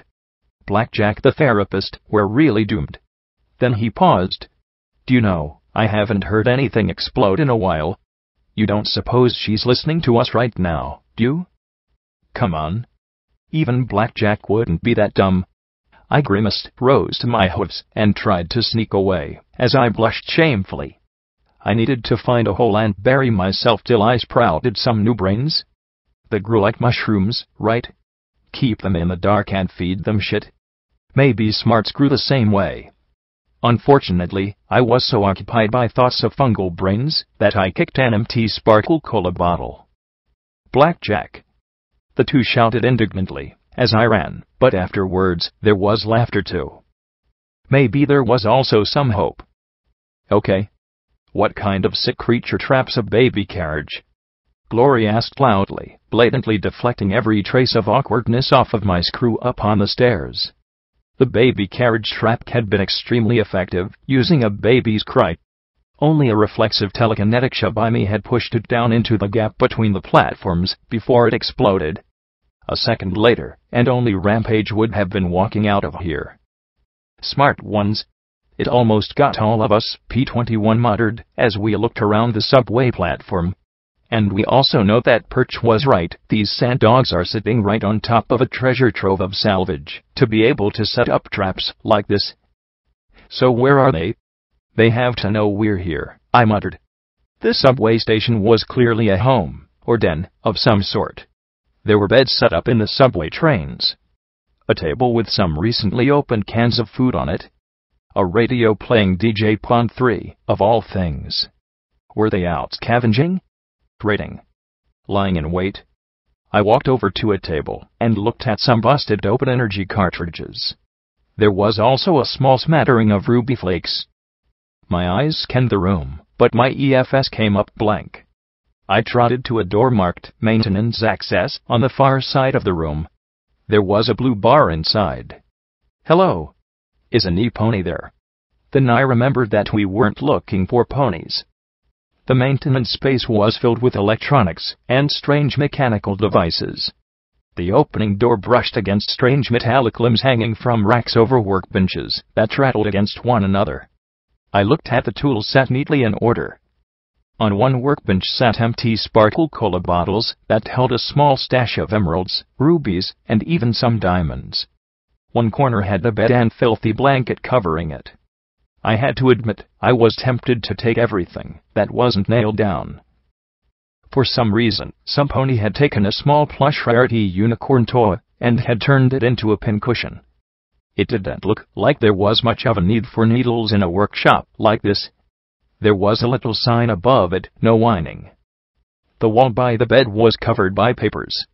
A lot of them appeared to be old plans and designs. The Victory Plaza Rail Station, Shadow Bolt Tower, Tunnel 456, Luna Hydro Spark Generator System, Takamare Reactor Facility.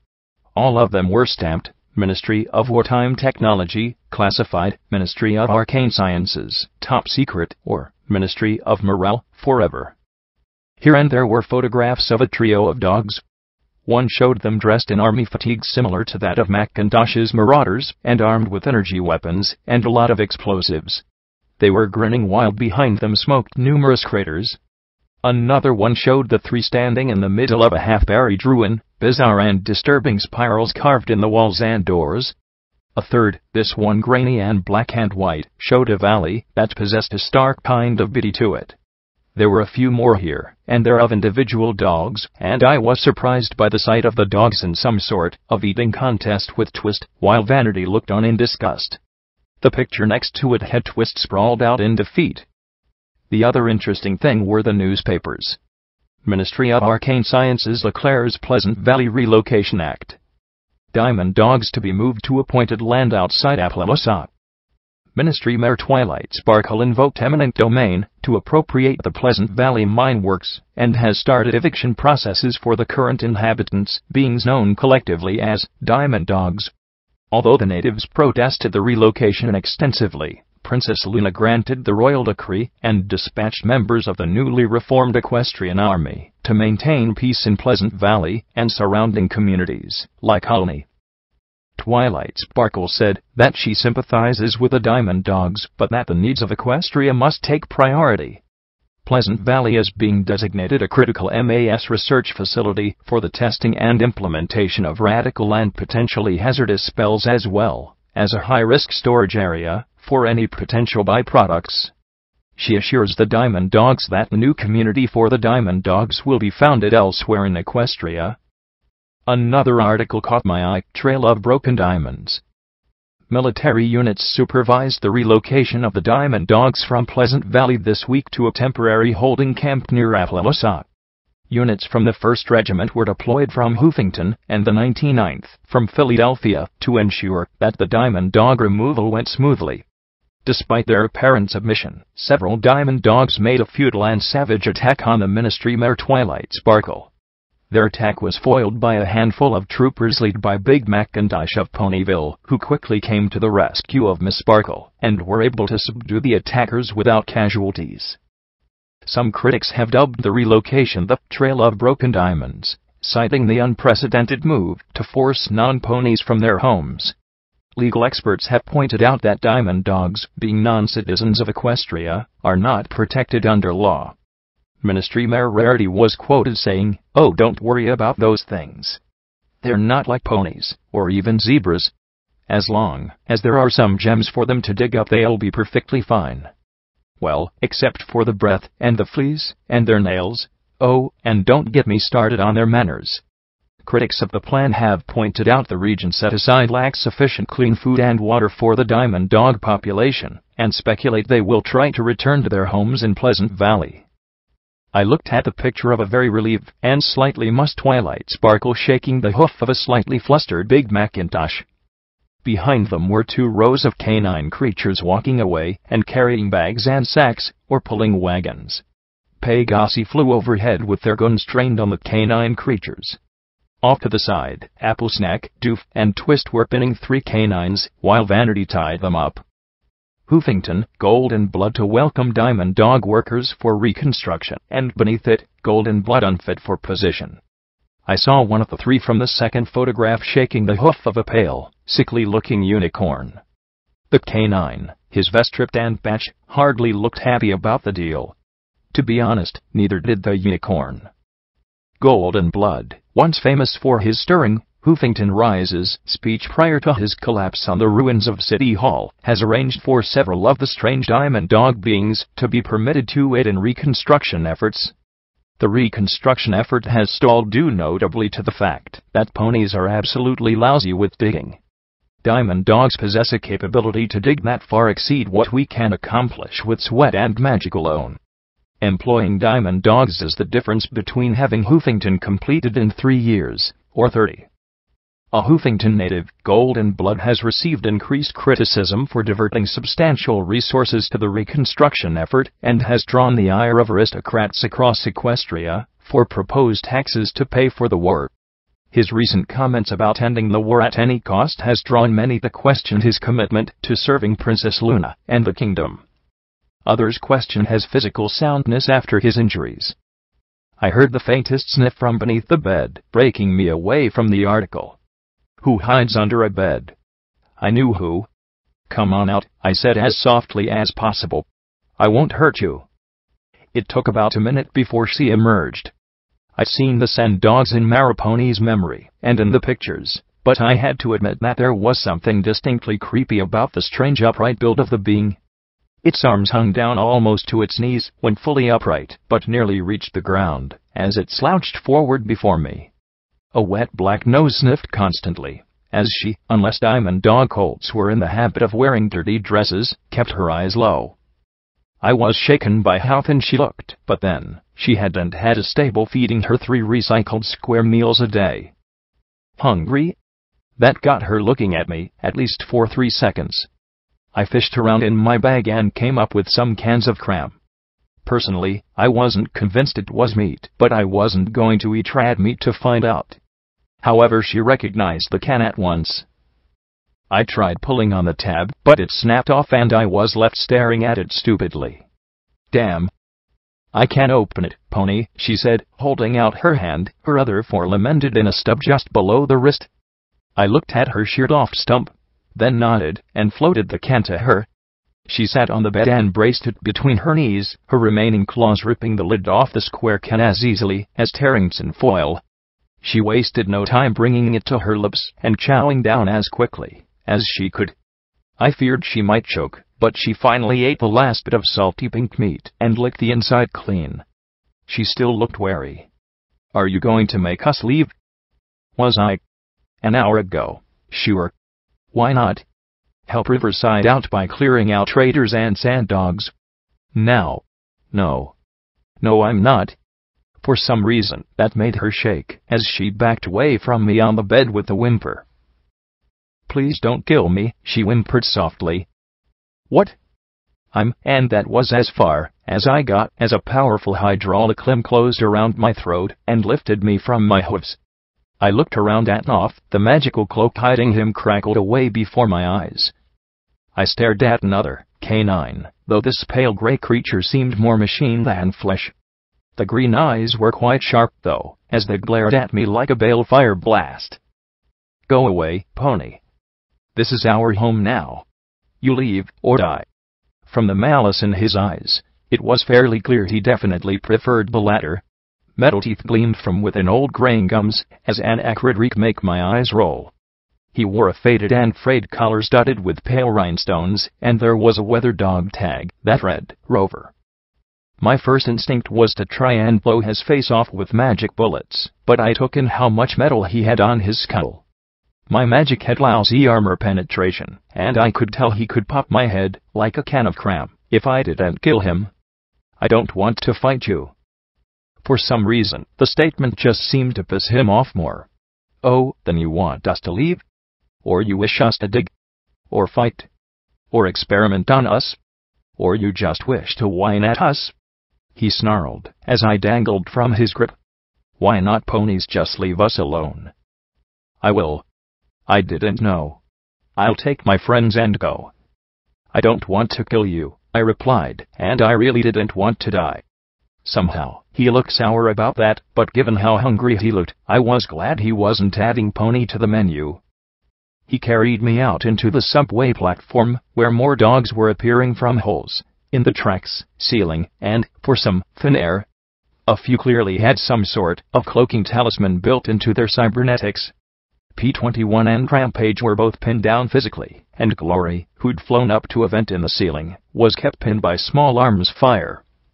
Lacune remained standing calmly behind her magic barrier with the minigun focused on the three largest and most heavily augmented dogs, driving them back with bursts of fire that sparked and rattled off their metal limbs. "Fight's over. We're leaving," I shouted. "Not yet. I almost got them exactly where I want them," Rampage yelled as she squirmed beneath one who sat firmly upon her. "Fight's done, Rampage," I said as I glanced back at Trover. He looked decidedly sour, but set me down. Slowly the combatants released each other, and I got a better look at these sand dogs. This was just like Riverside. There might have only been 2 or 3 dozen, at the most, and, even if these people were far stranger, there was no missing the signs of hunger, the slat sides, and thin limbs. Even their augments didn't seem to be working with as much power as they could. I saw one sand dog take the ruby flakes from the table and brush them into a little port on their limb. Instantly, the lights on the arm glowed brighter. I glanced over at P-21 as he was released, then looked up at Trover. "Do you know, there was a raider camp we took out an hour ago not far from here. They had food," I commented lightly, and instantly saw the excited looks and heard the sniffing. Rover glanced down at me with a disgruntled little snort, but then the old dog gave a wave of his augmented hand. About half the camp went running the way we'd come down, sniffing our trail. "Can we talk?" "Always talking. Why can't ponies just leave?" he grumbled as he started back towards the maintenance room. "Because I want to help you," I replied. I heard P-21's groan from all the way from across the platform. "What happened to you?" "What happened?" He froze and straightened, turning and looking down at me. His eyes seemed to glow. "What happened?" He growled softly and then turned with a snarl, flinging his arms wide. "Pony happened. Pony take home. Pony take gems. Pony take lives. Pony take world. Pony take everything. Pony tell us do this. Pony tell us go there. Pony tell dogs shut up. And always Pony is whining about stupid pony war," he said, as he slammed his mechanical claws into the platform. "Why is Pony always whining about pony? Piggy not whine. Cow not whine. Chicken and dogs not whine. Only Pony is always whining about pony." Okay. Somebody had issues with whining ponies. I'm sorry. I'm sorry. I didn't mean to make you mad. Please, I just want to know how I can help you. Please, HRMPH, he said with a little snort, as he looked at me with narrowed eyes. Only one pony say please, and mean it, but he just used dogs too. You mean golden blood? He gave a hiss. He comes to us in desert, dry sandy ground. No gems, only rocks. Tunnels cave in all the time. Not home. He ask us to come to city. Dig tunnels. Pay in gems. Say city home to all that help build. We come.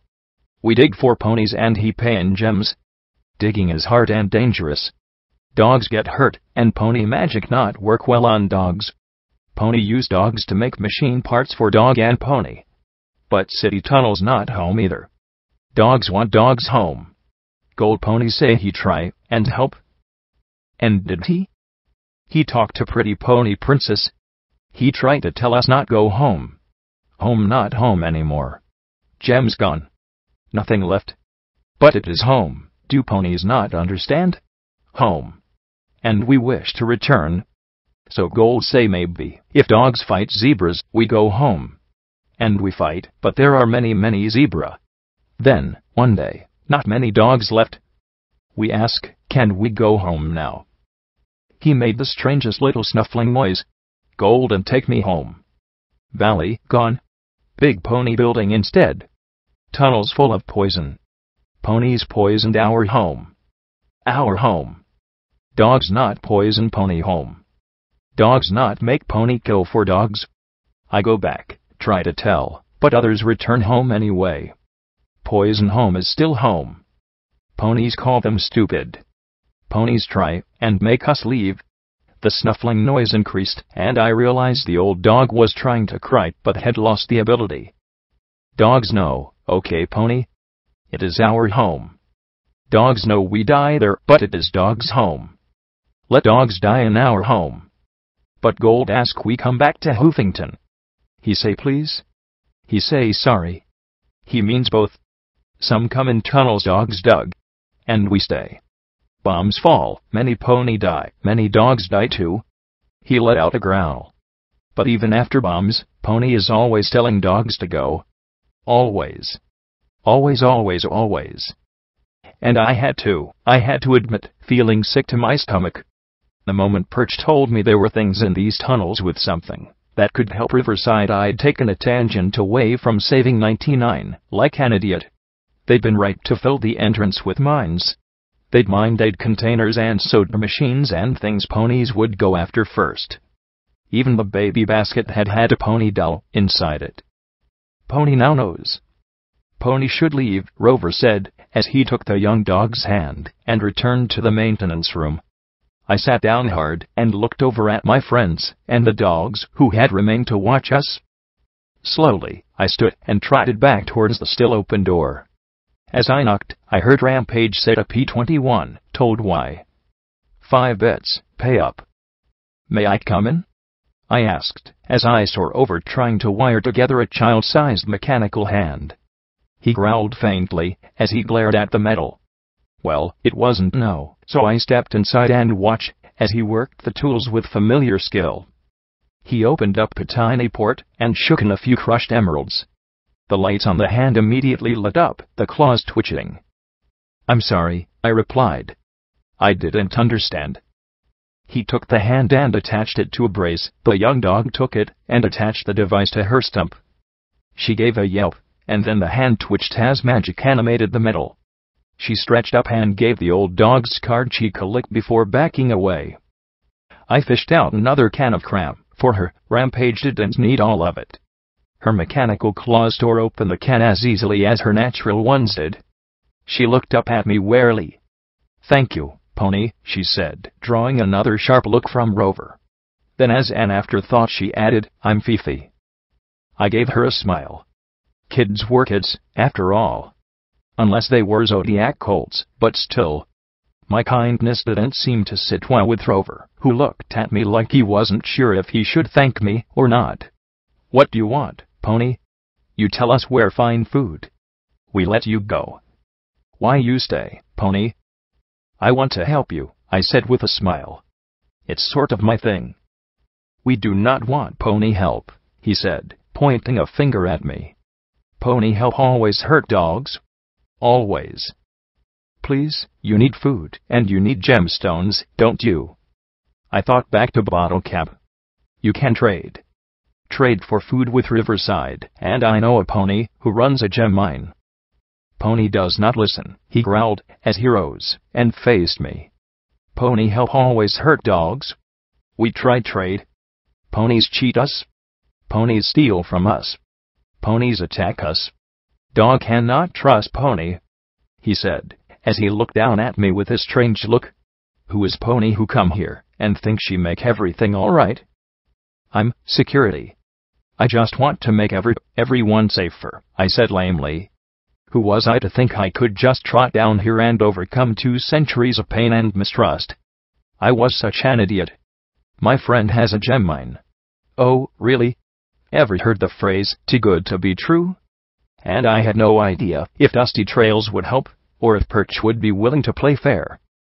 He just looked at me with a scowl, his green eyes hard and suspicious. Then Fifi tapped the half-empty cram can against his metal arm. Eat. Dog not eat pony food, he replied sourly. She beat the can against his arm again. Go play, Fifi. She frowned, narrowing her eyes and banged the can against his arm several more times. Finally, he gave a resigned sigh, lifted the can, and let the slimy pink mass remaining plop into his mouth. He chewed, looking at me thoughtfully. Pony thinks she can get other pony to listen. I can't try. That was the most I could promise. Rover scratched his white, tattered-eared little cloud of dander. I did not think pony help Fifi. I not think security on radio real pony. Or she help dogs. He pointed his mechanical claw at me. We will bring things to trade. If village ponies are good and fair, we will trade for food. If not, and he just sighed. If not, then they'd slowly run out of food and gems to power their limbs. And then they'd die. I'll try and convince them. I will. I'll do better. I couldn't change the past, but I could at least try and do better now and in the future. I had to admit, we were spoiled by the Mare teleport. I thought that Lacuna could simply teleport us all across Hoofington at will. She firmly corrected that notion. She could teleport herself across Hoofington if she had to, with potentially one passing her. Without soaking up gobs of radiation, however, she'd only be able to teleport the 5 of us of a few hundred feet. That was enough for us to get outside, but it left my head spinning and feeling as though I'd just gotten struck by lightning again. Lacuna donned her black lace dress. Before we returned, a large purple unicorn caused far less commotion in an alicorn. She wrapped her minigun in a burlap sack as she floated it casually beside her. The weight seemed easily within her range of handling. If I tried carrying that weapon, my horn would burn out after 5 minutes. Back in Riverside, I approached the dozen or so ponies about the sand dogs coming to trade. The tone was immensely skeptical. Perch outright suggested ambushing them just to thin out their numbers. Listen to yourself. Glory suddenly shouted, the half-healed cuts on her face giving her a somewhat ghastly expression. Aren't you supposed to be ponies? Because all I'm hearing is a lot of bandit talk. Kill first. Take now. How is anything supposed to get better if ponies just kill and steal and take? It's got to stop. I had to admit, I was pretty impressed, and it shut up Perch enough that the villagers seemed open enough to give it a try. The only thing they had to lose was everything. I tried giving Thrush a hand with repairs. However, there are certain ponies who should never be given anything like a hammer or nails, and I am just such a pony.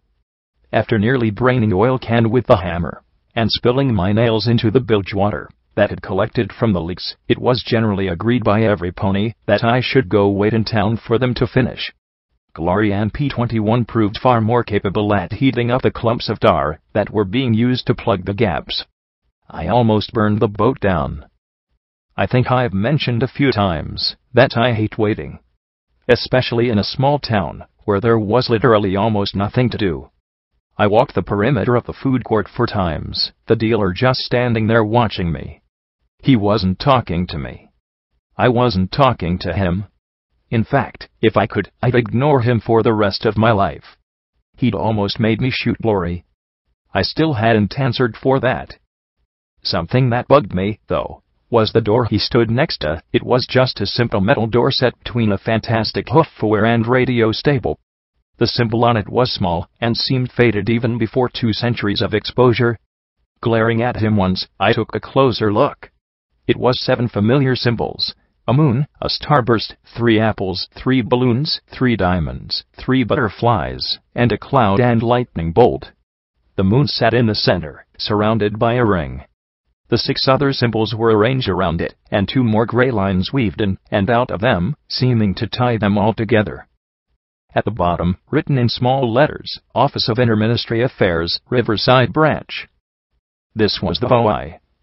It looked like a janitor's access. I tried the door and grimaced as I found it locked. Well, time to see if I'd learned anything from P-21's lessons. Carefully, I knelt down and started to tease the lock with a bobby pin. 2 snaps later, I was wondering if I was doing this right, when suddenly there was a faint click. I glanced up at the dealer, who simply shrugged. Inside were stairs going down, lit by flickering emergency lighting. I tried the light switch, but there was nothing. Instead, I picked my way down into a workspace that was rather tight even to a pony who'd worked in a stable. Papers were piled high on standard issue desks, amidst a few dead, dust-covered terminals. A few apathetic posters hung on the wall. "VOI, we bridge the gaps, and how can we help today?" The only one that caught my attention at all was one that read, "Do better." There weren't any pictures of the Ministry Mayoress. In fact, the pony who did decorate the walls was Princess Luna. Her expressions varied from stern to mischievous to knowing. I flipped through some of the papers at random. A memo from the MWD to the MOM about Spritebot interference with radio reception in Riverside. A MOI letter asking if a particular brand of magic insecticide talismans were being accredited to the MAS or the MWD. Was the MOP inspecting all stable tech stables to make sure they were accessible to handicapped ponies? Clarification from the MOM asking if the Macintosh Memorial was going to be set up in Ponyville or Canterlot. A petition for the immediate inspection of the Yellow River Detainment Facility for health violations. Damn, if only it said where that was. As I read on, I got two impressions. 1. The OIA was really boring. Really boring. In fact, my vision started to blur trying to keep interested in all this pointless paperwork.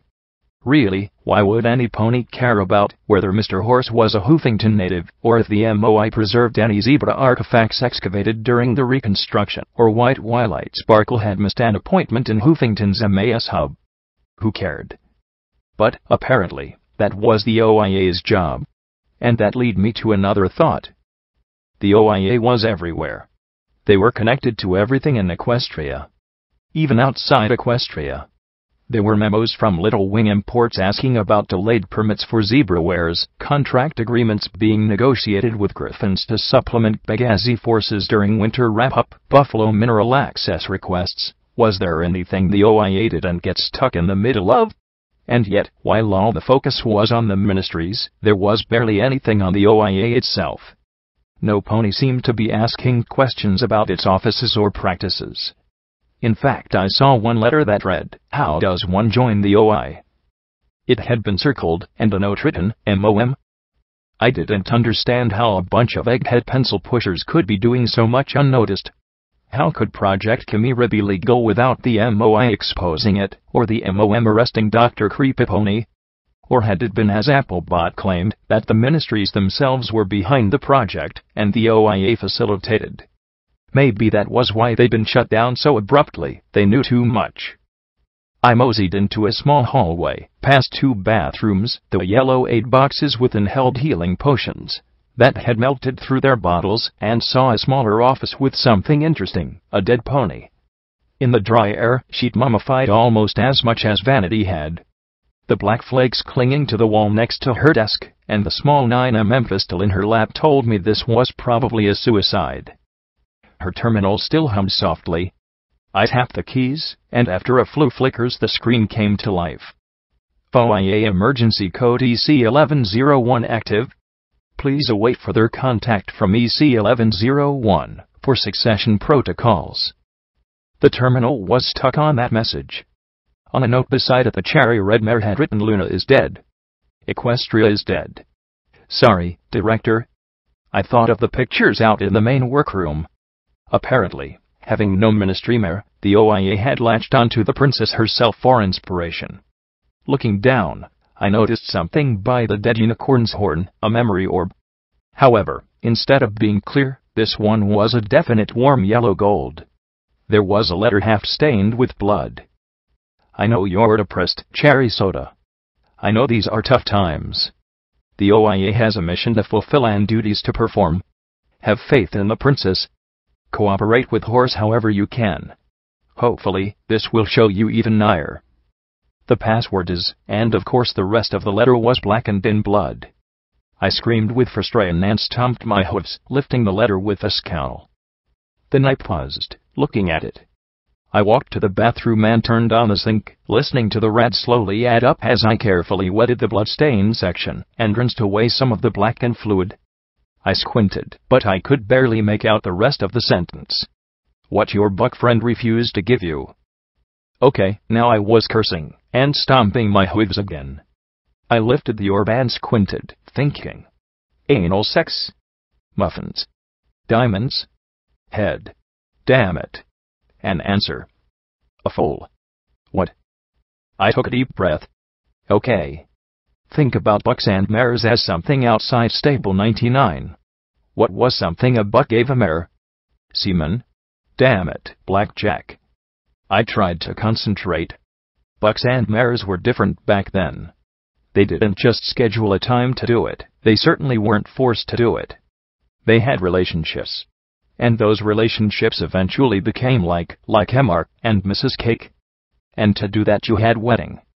But before you had wedding you had to receive a proposal. Ooh oh oh oh oh. Oh boy, some pony put this poor bastard out of his misery. The Buckeye wasn't lay on his side, and from the pain and lethargy in his body he couldn't be along for this world. His insides bubbled with every breath, and he ached from horn to hoof. There was something that felt like a numb horn pointing in his side. You've looked better, Golden Blood, a familiar, wonderful, intelligent voice said, calmly from the doorway. My host looked slowly over at the majestic sight of Princess Luna standing in the doorway, and his lips curled in a reactive smile. Your Majesty. My apologies for not rising, but I'm afraid I'm a bit indisposed, he said with soft, wry humor. That's all right.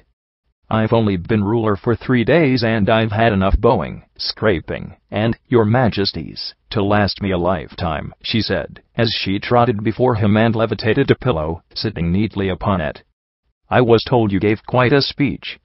Hoofington rises. Very catchy, particularly when you kept giving it even when you were bleeding out of half your orifices. She reached over and brushed his mane from his eyes. Does it hurt? Not at all. I suspect the zebra's poisons burned away all the nerve endings. Painkillers take care of the rest, he lied boldly, and from the sympathy in her eyes it was clear she didn't believe him. But they could both pretend, and not think about it. So, to what do I owe the honor? I wanted to talk about Little Horn. I felt Golden Blood deflate a little, collapsing against the mattress. Forgive me, Your Majesty. It's not something I can discuss. You were the only survivor, Golden Blood. What happened? What really happened, besides what was in your report? I know you left something out. I can feel it. It's all there in my memory, Your Majesty. Every bit of horror. Every monstrous moment. He took a breath like a bubbling kettle before he hocked up a wad of pink and spat it in the basin. It smoked. I know. But there was still something left out. Something unsaid. So, what's really bothering you, Your Majesty? She took a deep breath and rubbed her eyes. I'm in charge of the country and a war that is consuming half the world, and everything is a mess. A complete mess. So why tell me? You were right, 10 years ago. You were right about what we should have done. Had we just done things differently? She shook her head, and then looked at him with a firm gaze. I know the mistakes Celestia made, but what I'm not sure about is how to fix them. We're drowning in disorganization and chaos. The entire government was utterly formed around Celestia, and every pony around me seems torn between treating me like my sister with a coat-dye job, or flinging their hooves into the air, and crying doom. He closed his eyes, and I could just barely hear him humming something softly under his breath. Then he looked at her. You aren't Celestia. She gave him a wry smile. Celestia was such an effective monarch because for 1,000 years the government formed around her. Every pony could anticipate her wishes, tell her what she needed to hear, do what she needed done. You are not Celestia. The moment the bureaucrats, nobles, and people realize that, this country is lost. You seem to know a lot about politics, Golden Blood, she observed. Most of the books I've read about the subject start and end with Celestia. And the so-called experts just seem to want me to grant them better favors than Celestia did. I spent a great deal of time in Rome, growing up, and I read far more than is healthy.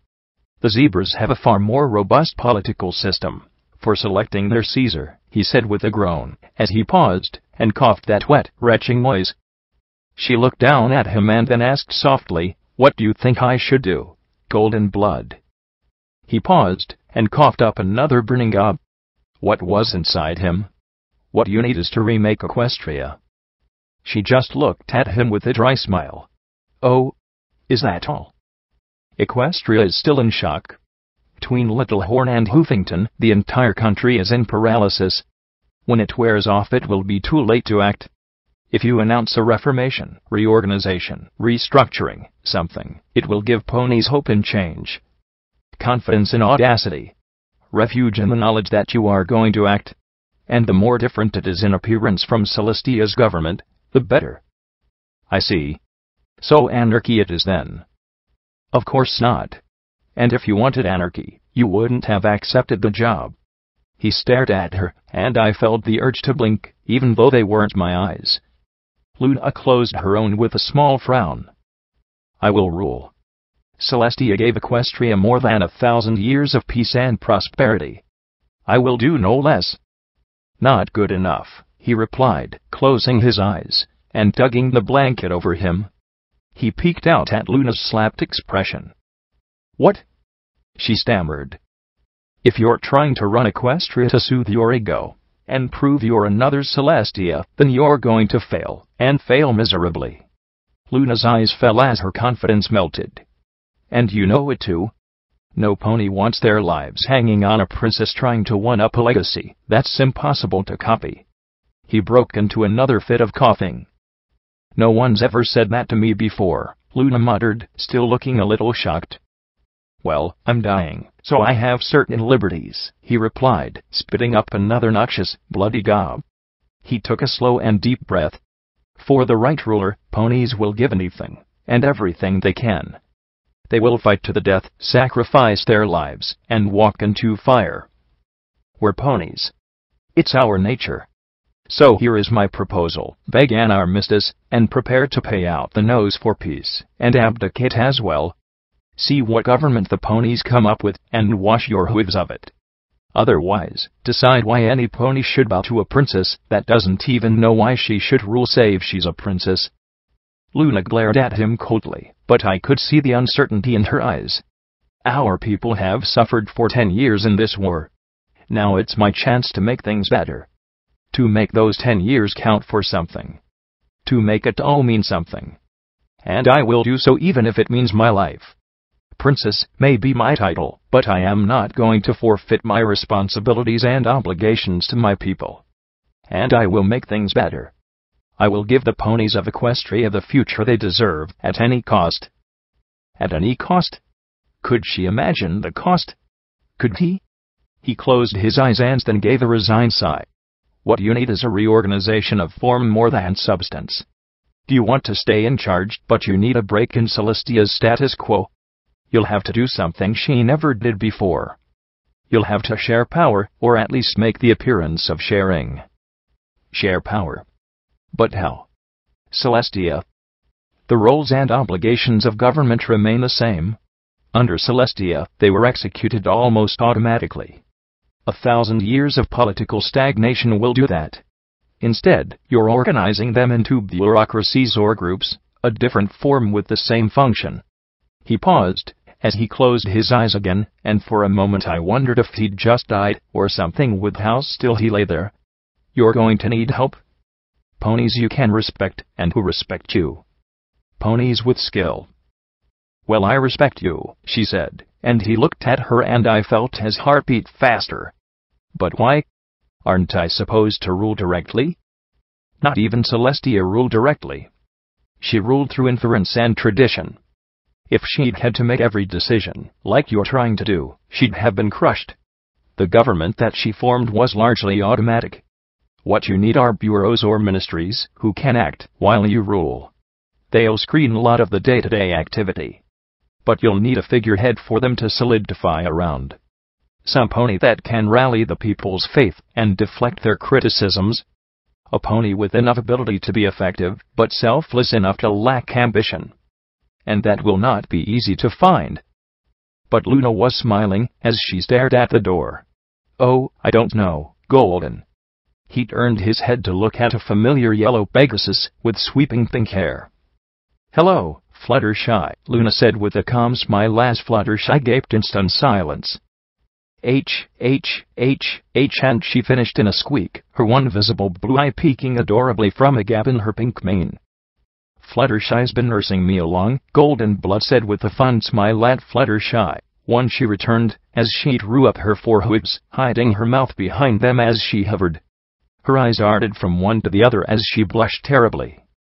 "Why, yes, I volunteer at the hospital whenever I have time," she said with a shy smile. I know I can't do much, but I want to help out however I can." Luna just gazed at her with a glowing smile. "Do you think ponies would rally behind that, Golden?" Fluttershy blinked as she looked from one to the other in confusion. I had to agree, it did seem perfect. So why wasn't Golden Blood smiling? He spoke softly, in a near-dead rasp. "I suppose they would, Your Majesty." "Thank you, Golden Blood. You've given me a lot to think about. In fact, you may have saved Equestria," she said, and she reached down and touched his side. A wash of magic poured through him and he gave a spasm. It felt as if a cooling wave passed through his wet, poisoned lungs. Suddenly he was able to take a deeper breath with only the barest hint of that wet rattle. When the light faded, even Luna looked like that spell had taken quite a bit out of her. "And get well soon, Golden Blood. I'm going to need you more than ever with this reformation." She walked to the door and Fluttershy hovered to the side. Luna gave her that clever, intelligent gaze. "Fluttershy, is Twilight Sparkle still in Ponyville? I need to speak with her about an important matter." I think so. We were meeting there this weekend," the yellow Pegasus said as she rubbed the back of her head with a hoof. "Thank you, Fluttershy. I'll see you soon. I think that we'll be seeing much more of each other in the near future. It's time for the elements of harmony to save Equestria once again." And with one last passing look back at Golden Blood, she walked from the hospital room. "What was that about?"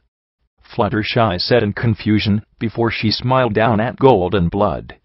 She landed, and brushed his gold mane from his face, and then started. Why are you crying?"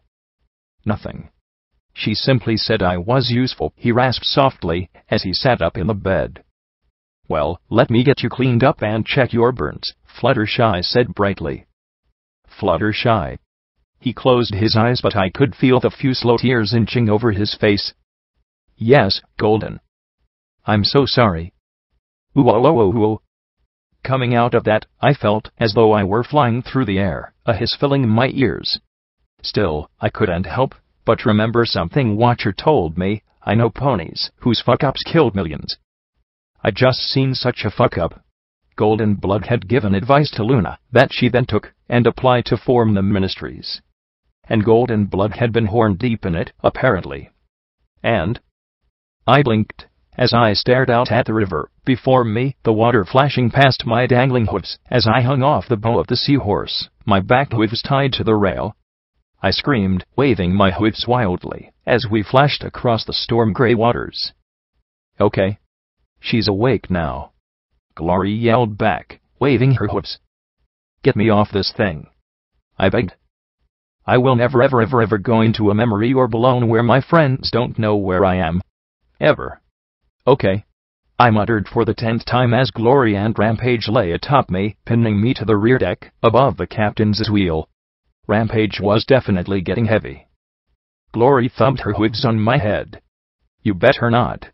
We were ready to go 5 minutes after you left, but suddenly we couldn't find you anywhere. Lacune finally magicked up a spell to find you. Then you were out when we really could have used you clearing out Hoofington Bridge. So, what do you say again?" "I will never ever go into a memory orb alone where my friends don't know where I am. Ever," I replied with a grumble. Apparently, while I had been in La La Land, the Seahorse had had to pass under a bridge that a slew of Reaper washouts had managed to take over. Since the boat passed upriver, unfortunately, they'd had the missile launcher. I'd missed out on the fun of teleporting up and wiping most of them out. On the plus side, though, we'd added to my store of ammunition and odd weapons for resale. Glory finally decided that enough was enough, and climbed off me. I shoved Rampage off as I looked around with bruised pride. Actually, what pride? I'd been an idiot trying to get into the orb alone in the first place. I knew it. This was just my friends letting me know how much I'd scared them. Still, I wish you could have seen it. Luna and Golden Blood coming up with the idea for changing the government and Luna laying the foundations of the ministries. I mean, I didn't get a lot of the political gobbledygook, but it was still amazing to see. Well, I figured the ministries just happened, Rampage said as she scratched herself. Like one day Luna asked Twilight Sparkle and her friends, hey, wanna help me run Equestria and blow up the world? It'll be great fun. Lacuna looked over with an unfathomable expression. Well, things have to get started somewhere, don't they? I said with a sigh as I looked at the golden orb. Luna needed to rule, and Golden Blood told her what she needed to do to get every pony to follow her. And it worked, until the war and everything got out of hand. So why had he told Fluttershy he was sorry? Why had he seemed more keen on getting Luna to surrender and abdicate than to actually follow his ideas? And why had he given her advice at all only to seem to regret it later? I think all those ponies were just crazy, I said with a little nod as I put the orb in my saddlebags. Maybe it had come in useful later, or maybe Lacuna would want to see it. She hadn't said a word when I offered it to her. I hopped up into the wheelhouse and sat next to Thrush, who was staring ahead intently. So, where are we, Captain? We're coming up on the fork, she said as she slowed the boat. Dangerous spot here. We'll let the current take us in for now. What makes it dangerous? She gave me a sardonic look. Oh, lots of things. Hoppers. Leeches. Snags. Ever see a river serpent? Captain, I grew up in a stable. I hadn't even seen clouds till 3 weeks ago, I reminded her as I looked ahead. We were off the northern tip of the Color, and the river had widened to the point that it more resembled a big lake to me. There were buildings rising out of the water, street lamps, signs, and countless meshed boats littered the water, like so many toys in a bathtub. We passed by a large barge bleeding rusty rainbows from a mountain of barrels stacked on its deck. Past that, a large sky wagon made a bridge between two apartment buildings standing like tall, lonely islands. What caused this? P-21 asked, covering his nose with a hoof. The water reeked of iron and worse. Balefire bombs. Landslide, the captain said, simply, pointing a hoof between the buildings to the north. Used to be a bluff overlooking the river. In the attacks, the entire slope gave way. Blocked half the river. There used to be a lot of water traffic, too. All those boats and barges just floated about and got snagged up in the flooded ruins. There's a community, flotsam, out here, but I think we'll avoid it tonight unless we have to. She looked at the scummy buildings rising around us. Why is that? I asked curiously. 1. Because I really don't want my boat stolen in the night. 2. Because I don't want a security pony to ride out and try to save the poor fishers. And 3. Because they have explosives in the water, and I don't want to get blown up if you get a shitty look. Again with the shitty look. I needed to see this look. Fair enough, I admitted, curious about Flotsam, and also curious about what had happened in Riverside. Thrush separated watches, putting one of my friends with one of her crew. We found a building with an intact roof and carefully pulled through a fallen wall. Oil can got out a bucket and put in a few pieces of wood, and Thrush ignited it with a spell. It must be so nice to not be a one-trick unicorn. In the fire she stuck a length of metal that she propped up against the bulkhead near the middle of the boat. What's that for? Leeches. Don't shoot if you see one. Just give it a few stabs till it goes back in the water. If you see something that looks like a big frog, shoot that if you have to. And if you see two really big eyes and a mouth the size of the boat, do every pony a favor and keep quiet so we can die peacefully in our sleep, she said with a wink. Do you watch the front of the boat? I watch the back. She levitated an egg timer, cranked it for 2 hours, and settled back against the frame as the rest went below and closed the hatches. Thrush and I wrapped ourselves in blankets as a veritable cloud of insects seemed to rise from the water and seek out every uncovered inch of pony flesh. The smoke from the fire in the bucket seemed to help keep them away a little bit, but I was smacking my hydra with magic trying to swat them all. Thrush didn't seem that bothered with them. So, Thrush, why would you say you killed your dad? I asked, as I looked at the dark walls of our shelter, glad my eyes could peer through the shadows. Boy, you sure know how to slide into a conversation topic, don't you? Thrush said, after a moment. We were in the Servine Isles trying to find a new water jet talisman for the seahorse. We snuck into a pirate camp. Pirates. I glanced at her hat with a little smirk. Raiders on water, only not as nice. Pirates like to keep mares around for proper raping. Draw it out over a few weeks before killing you. And we got the talisman, but there were a whole slew of slaves as well. I wanted to free them. But 12 ponies sneaking through the jungle makes a lot more noise than 2, and they came after us. Dad got injured and told me to take it, get the hell out of there, and make sure every pony knew he died a big damned hero. I took the talisman and abandoned him. Heard the shots, and then him screaming. Got back to the seahorse. Sailed away. She pulled out my bottle of whiskey. I checked my saddlebags, and sure enough, it was gone. I gave her a sharp look, but from the distant stare on her face I couldn't exactly blame her. So, some regrets, I take it. Every damn day, she replied with a mirthless smile. What gets me most, though, is that I play it over and over, and no matter how I try and look at it, it was my choice that killed him. If we'd just left them locked up, he'd still be drinking and wenching all across the ocean. She passed me the bottle and I took a pull, smacking at the biting bugs with a hoof. How about you? She asked, as she stoked the fire in the bucket. Regrets? A few. One big one. Broke into a sealed-off section in the Fluttershy Medical Center. There were a bunch of colts and fillies kept in some kind of stasis. They'd been trapped, like that for centuries, dying of diseases and injuries that couldn't be treated. They'd gotten control of the maintenance robots and killed the nurses. Skinned them. Killed whoever entered that part of the hospital. We severed their connection to the robots. Then I had to choose whether to pull the plug or leave them locked up and trapped like that. You pulled the plug, didn't you? She said with a smile. I nodded, and she sighed. Yep. That's what I figured. Because that's the hard choice. Leave them locked up, tell yourself some pony else will take care of it. Maybe they do, but maybe they don't. The fact is, sometimes there is no right choice. You're damned either way. The whole world is like that. Damned if you do, damned if you don't. I listened to rain falling on the gurgling water outside.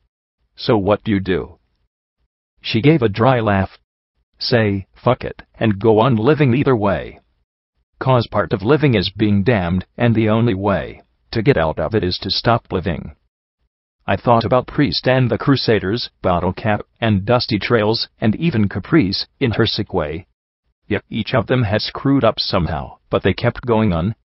Was goodness just an illusion? Virtue just the best we could muddle through? Virtue? What was my virtue? Why did a not smart pony like myself have to think about these things? I just wanted to be better than the wasteland around me. I wanted to leave ponies better for my helping them. I seemed to just leave them dead. No. I'd helped in Riverside, hadn't I? And Chapel, though by accident. I'd keep helping if I could. I'd find out where AC-1101 was supposed to go and turn Hoofington around in the process. I could do it. I had to. If I couldn't, then I'd be really and truly damned. I was staring out at the front of the boat when I noticed it, a strange black mark in my mutant night vision, like a blob of night creeping along the edge of the boat toward me. Somehow, I couldn't move or think as that shapeless mass undulated closer and closer to my hooves. It was like a black, shiny, pony-sized thing crawling towards me for succor. The mass of darkness was a thing from my nightmares, and I stared as the pointed, tapered end of it lifted and opened. Dozens, perhaps hundreds of hooked teeth glistened as it oozed its saliva from the tip. I stared, wondering if my brain had truly snapped for good. Then the glowing tip of the iron floated past my head and pressed into that more with a sizzle and iron reek. The blob hissed and writhed as it fell back into the river with a soft splash. Hut. Usually leeches are bigger than that, she said in my ear, before returning her iron bar to the fire bucket. Leeches. It went on my mental list of things to hate about Hoofington. Then it was underlined, circled, and had stars put around it. Tilde. The atrium of 99 was the heart of social life in the stable. Ponies came into the open space to discuss their jobs and the few recreational activities various ponies organized. The stable picnic allowed a few dozen mares together, spread out blankets on the metal floor, eat some recycled chips, and pretend that we were all on the surface rather than think about our current situation. I didn't like Daisy's mom. No pony did. She was by far the largest mare in the stable, and in charge of the second shift, which put her right behind Mom on the pecking order. She could be nice, but without warning she could shift straight into vicious little comments that could become painful beatings or kickings with the slightest provocation. So, it helped a great deal that I am such an idiot when I trotted right up to her and told the biggest, meanest mare in the stable, "Petunia, I'm placing you under arrest for beating up Daisy. Please come with me to security for processing." Mom, sitting right beside her, went very still. "What the fuck is this, Ginrami? You put your brat up to this, as a joke?" Petunia said, as chewed slowly on a gray fungal chip. A chip named Go Fish, no doubt. "Go Fish, what are you doing?" she muttered in horror. "Being security," I said firmly, pointing a hoof at Petunia. "She beats up Daisy. She cuts her, too." "Fish, go back to our quarters, please," Mom said firmly as she rose and escorted me from the atrium. When we were out of sight she whirled on me. "Go Fish. How could you say such things?" "'Cause she does, Mama," I insisted, stomping my hoof as I looked up at her. "Daisy comes to school all bruised and cut up. Petunia's the only one who can be doing it.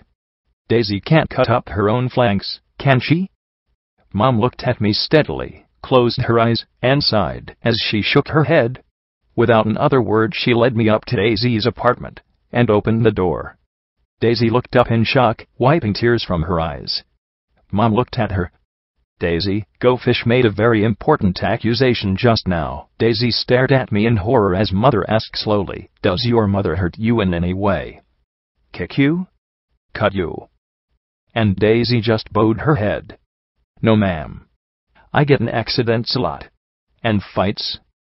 "I see," my mother said in resignation. "And you know to report it if she does?" A slow lethargic nod. "Daisy. Tell her what she does to you." But Daisy just gave me a chilling look. I'd gone from her friend to something else entirely. Something past what duct tape was. This was all going very horribly wrong. "Let me save you." That's what security ponies do. "That's enough, Go Fish. Let's go. You'll have to write an apology to Petunia." Tilde. I woke to the creaking rock of the boat, and the sound of P-21 breathing nearby, and some pony else. I glanced up at the sight of Lacune, with her horn touching mine, my eyes going wide. "You have interesting dreams, Blackjack. You can read my mind?" I thought at her, trying not to think of a slew of expletives to add to that. "Like this, yes." "And why are you reading my mind?"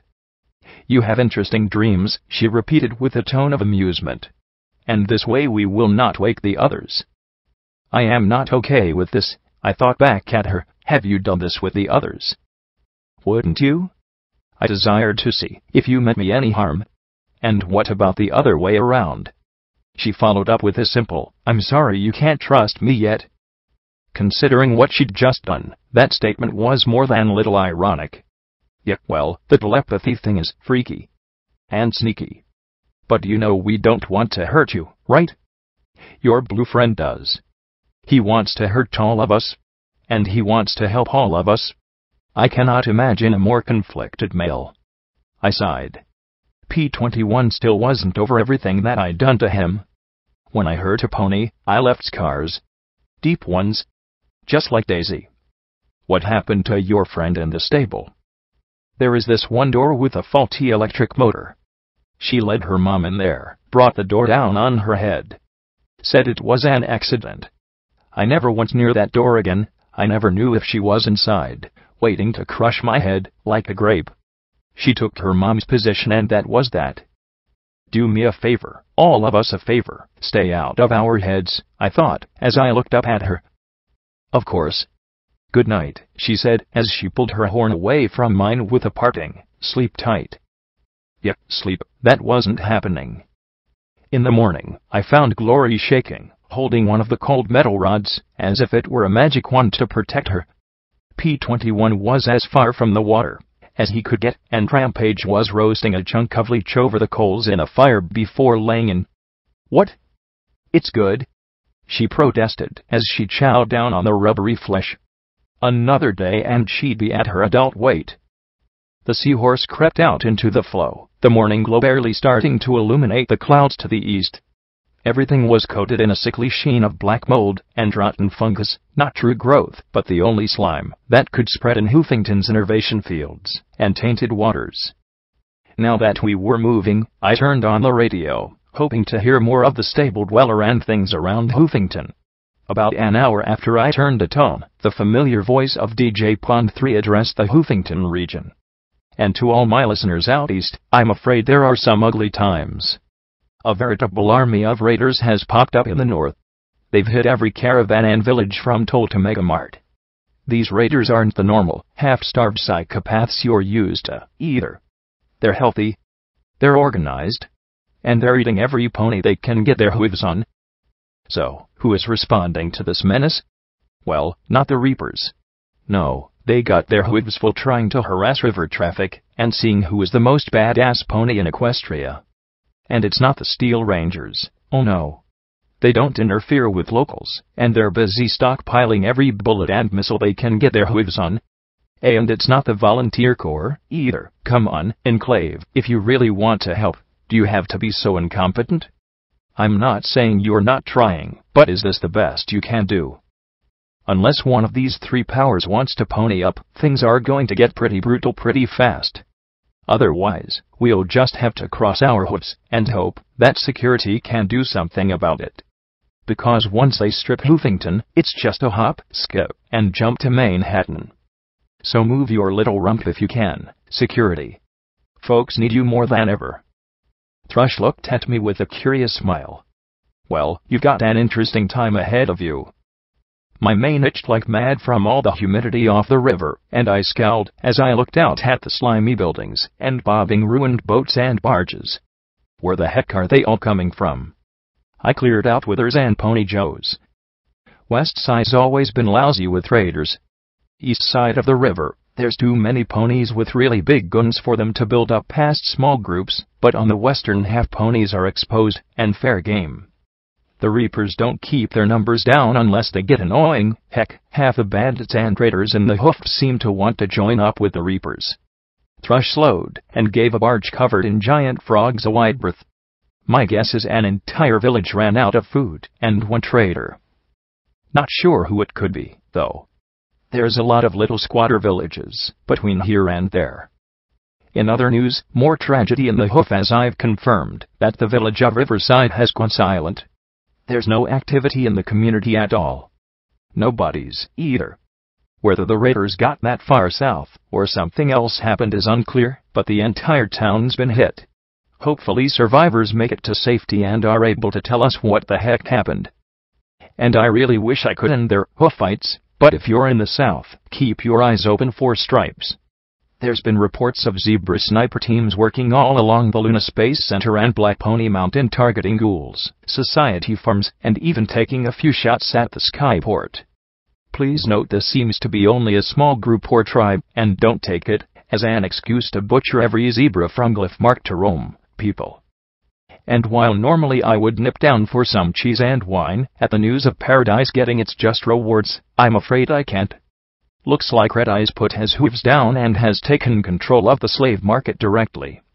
So expect your local slavers to be really interested in grabbing you, your loved ones, and any pony else they can, because Red Eye wants them all. No word on what happened to Usury, but it's to my grudging regret to report that Redbeard was impaled on his own radio tower. Red Eye, it's called. Temperance, look it up. I'd tell you to look up restraint too, but then you'd get all hung up on the collars and chains. And that's the news from around Hoofington. I know things are always tough, but you always hang in there. If ponies don't help each other, who will? I sat down hard. Riverside gone? What had happened? Had Rover decided that ponies couldn't be traded with and murdered the survivors? Had Riverside gone and invaded en masse after we'd cleared out the traps before Rover could replace them? Or were there other raiders we'd missed that had wiped them both out? I thought of Fifi and Granny Fishy. What had become of them? Damn it, why did this keep happening? Still, paradise taken over by Red-Eye. I doubted that the bounty on my head still existed. I really would be glad to stop running across zodiacs and desperate ponies. We need to put in at Flotsam for an hour, Thrush announced with a sigh, more to her crew than to us. Anchors owes me a barrel of tar and at least a case of spark batteries. She looked at us. I'm invoking Rule 1. You go wandering around Flotsam, and I'm leaving you there. This isn't like Riverside. Half the ponies here will shoot you in the back and claim they found you in the river. The other half will shoot them in the back. So just wait here. Tarboots and I will be back straight away. I blinked. Why was every pony looking at me? What? Skimming along the water, we approached what looked like just another log jam of wrecked barges and ships, except that these looked even more mangled and twisted. It wasn't until we got closer that it became clear that these weren't an accidental meshing. 2 barges had been welded together into one immense platform, and dozens of cargo containers had been converted into rusty shacks. 4 large cranes trailed in the river, and there were countless nets and smaller cables dangling in the water as well. As we pulled close, one of the nearest cranes lifted a massive metal claw, spraying water and mud, and dumped the entire mass onto an open deck. The claw moved away, and a half-dozen ponies began to pick through the sludge for anything of value. It sure didn't seem like a very good deal, but I saw them going immediately for yellow medical boxes, ammo crates, and any remotely valuable pieces of scrap. What a life! We pulled up, and immediately a dozen ponies looked at us with blatant speculation and sharp calculating stares. I just stood on the roof of the wheelhouse and looked back with Taurus rifle beside me, giving them my own baleful stare in return. Eventually, the group mostly dispersed, but there were always eyes on the boat. 5 minutes. No exploring, Thrush warned me as she and Tarboots hopped off and trotted towards the largest crane. Every pony acts like I can't control myself, I muttered as I walked along the rail, looking out at the filthy, muddy ponies. Not just filthy. Half the ponies I looked at were deformed, a bent horn here, or a twisted hoof there. Some had grotesque tumors sprouting from their hides. What happened to all of them? Glory asked softly. Tainted, Oil Can replied simply. It's in the water. There's nothing to eat but things that live in the water. They absorb the taint, and it gets transferred to any pony that eats them. All of us glanced at Rampage. She blinked. What? I just got disintegrated. If Taint can still mess with me after that, then find me a great big barrel of the stuff, and we'll see if I can die from it. She had a point. I supposed if she got too mutated, she'd just walk towards the car and come back fine. Then there was a sound of yelling and screaming. A Colt had apparently found a sealed gun case and had pulled it free of the mass. A larger scraggy mare was taking issue with his find and lifted her hooves to beat on him as he hugged it for dear life. Okay, not exploring, I started to say as I rose. Just going to kick some ass. You can't, Seabiscuit said as she grabbed my hoof. Oil Can added gravely. You'd just make yourself free game, and us too. I gritted my teeth in frustration. Then there was a jerk that made the whole boat rock, and I blinked as I looked around for the source. Rampage was gone. She landed like a candy cane-striped meteor on the back of the mare, knocking her flat on the deck beside the terrified Colt. Aggravated assault on a minor, she yelled as she cupped the back of the mare's head in her hoofs and slammed her face into the neck. Premeditated full abuse. She slammed again, resisting arrest.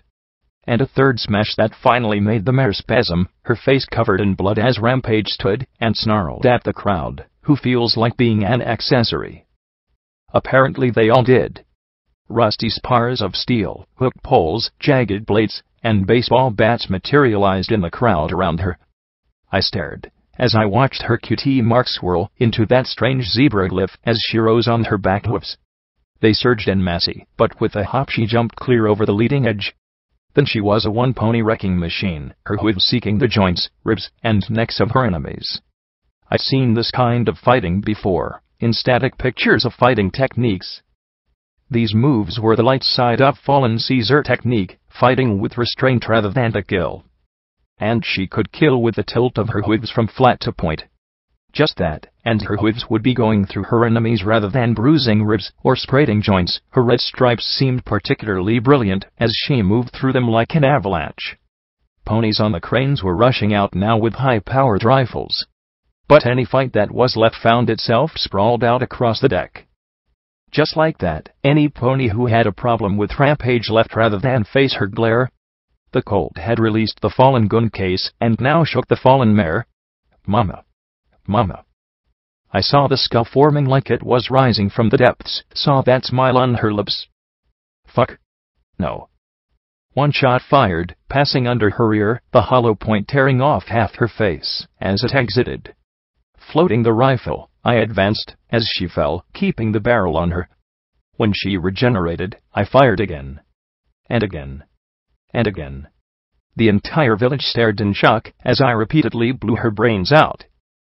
Will some pony get this kid and his mom out of here? I shouted, and then fired as she started to rise. I did not want her to make me deal with the murderous pony using fallen Caesar style on me. Some ponies got their wits together enough to drag both kid and mother out of sight. Some others scumbags snagged the gun case. I hoped it was loaded with armed grenades. Finally, we were alone in the center of a large area of no pony wanting to look at the crazy mares. Rampage just lay there, and I watched as the skull seemed to dissolve into a swirl.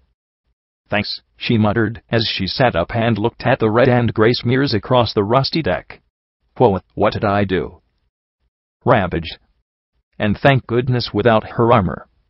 Do you remember?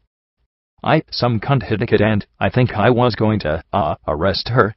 She blinked at me owlishly before nodding. Yep, I think that was it. Then it all got fuzzier and fuzzier. Freeze. Don't fucking move. Two unicorns shouted as they pointed rifles at both of us.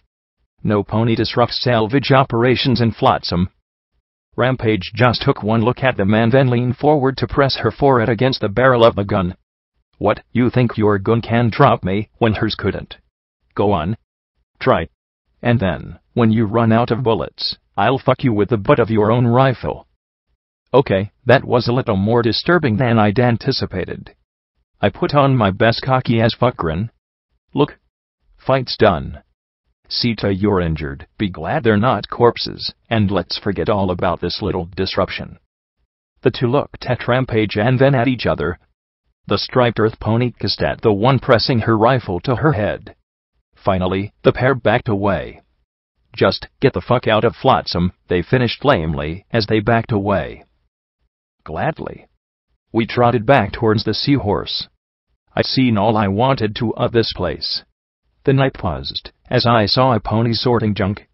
My eyes were drawn to a slim black case the length of my fedlock next to a heap of bent forks, cracked Ministry of Awesome coffee mugs, and battered plates.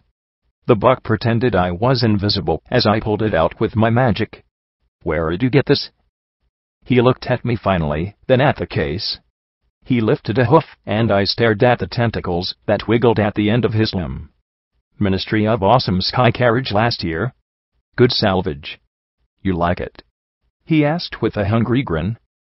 10 caps, I said, trying not to shudder as his tongue slipped out. It looked like a grey pipe. He seemed to struggle for something to haggle over. Charity would have owned him. Is very, black. And shiny. 50 caps. I looked at him flatly. 10 and I'll throw in 2 cans of cram. His eyes lit up. Done. We got back on the boat and I touched the sleek black case. There was a soft click and it opened in my hooves. Inside gleamed the massive magical shell, and a folded-up note. Rainbow Dash, you seen anything like this before? That nutjob Trottenheimer whipped it up. Does it have anything to do with the work he did for you? I carefully slipped the silver bullet into my packs. 10 minutes later, Thrush returned. She looked at oil can. So, did she leave the boat? Sure, Oil Can said with a smile. Tarboot started to grin, but not to explore or help any pony. Her friend decided to administer a little law enforcement, and she jumped out to haul her back in. Then Oil Can looked at me with a disturbed little smile, after shooting her in the head repeatedly. It takes a lot to get my attention, Rampage replied. The pair looked at each other. Hut. Well, I bet she'd leave to help some pony. You bet she'd explore. Oil Can said she'd wander off being bored. Damn, I guess none of us win. Wait. You bet I'd leave the boat anyway after telling me not to, I said sharply, feeling slightly hurt. Course we did, she said as Tarboots passed the box to Oil Can. Her lips split in a grin. You don't think I'd stay put if some pony told me not to, do you? I wanted to cry. I'd tried to be good and stay put. I had.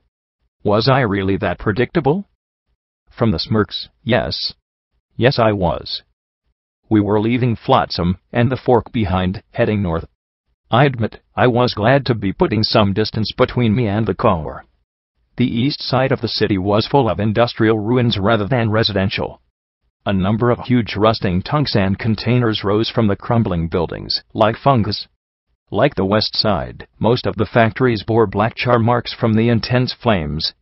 Booming rose over the largest container, spelled out on smokestacks that looked like sticks of dynamite. I could only imagine that fire when the city went up. The river was carrying us north towards a gap between two hills connected by a concrete arch. Okay, if we can make it past Zenith Bridge, we should be okay, Thrush said as she looked up at the structure. And there's a problem with that, isn't there? I asked, as I looked through the binoculars. Both sides of the bridge had been fortified with trailers, slabs of concrete, and sandbags. On one side was a black pony skull on a red flag, on the other side's flag was a half apple with an inlay of 3 magical sparks ringed by gears, held by crescent-shaped wings, and overlaid by a sword of war with a mouthbrace hilt. The Reapers and the Steel Rangers both contest the bridge, and neither side is so short on ammo that they won't take shots as us down here. It can get kinda hairy at times, since both sides have missiles. She sighed. Usually we pass by at night, but that's 8 hours from now. So, I rubbed my chin. Just speaking hypothetically here, if something exploded on the Reaper side, they'd be more inclined to shoot at Rangers, and us, right? Thrush nodded with a smile. Yep, we've done that before, but we don't have any missiles. She looked again, and scowled. Shit. They've spotted us. Probably waiting for us to get in range now. They were looking at us and each other. Maybe that meant they wouldn't be looking up. I looked at Glory. Thrush looked at Glory. She gave a nervous little smile. What? Why are you both smiling at me like that? 5 minutes later the Seahorse barreled past the bridge, as Gatling guns hummed, missiles exploded, and grenades popped in rapid-fire succession. And to think, all of that was due to one grenade dropped by one Pegasus. Only one missile streaked down at us, but we powered past it as it blasted a pillar of foamy water behind us.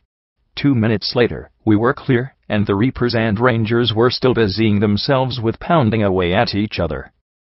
Glory fluttered to the deck, looking back. Oh, I hope Napani gets hurt.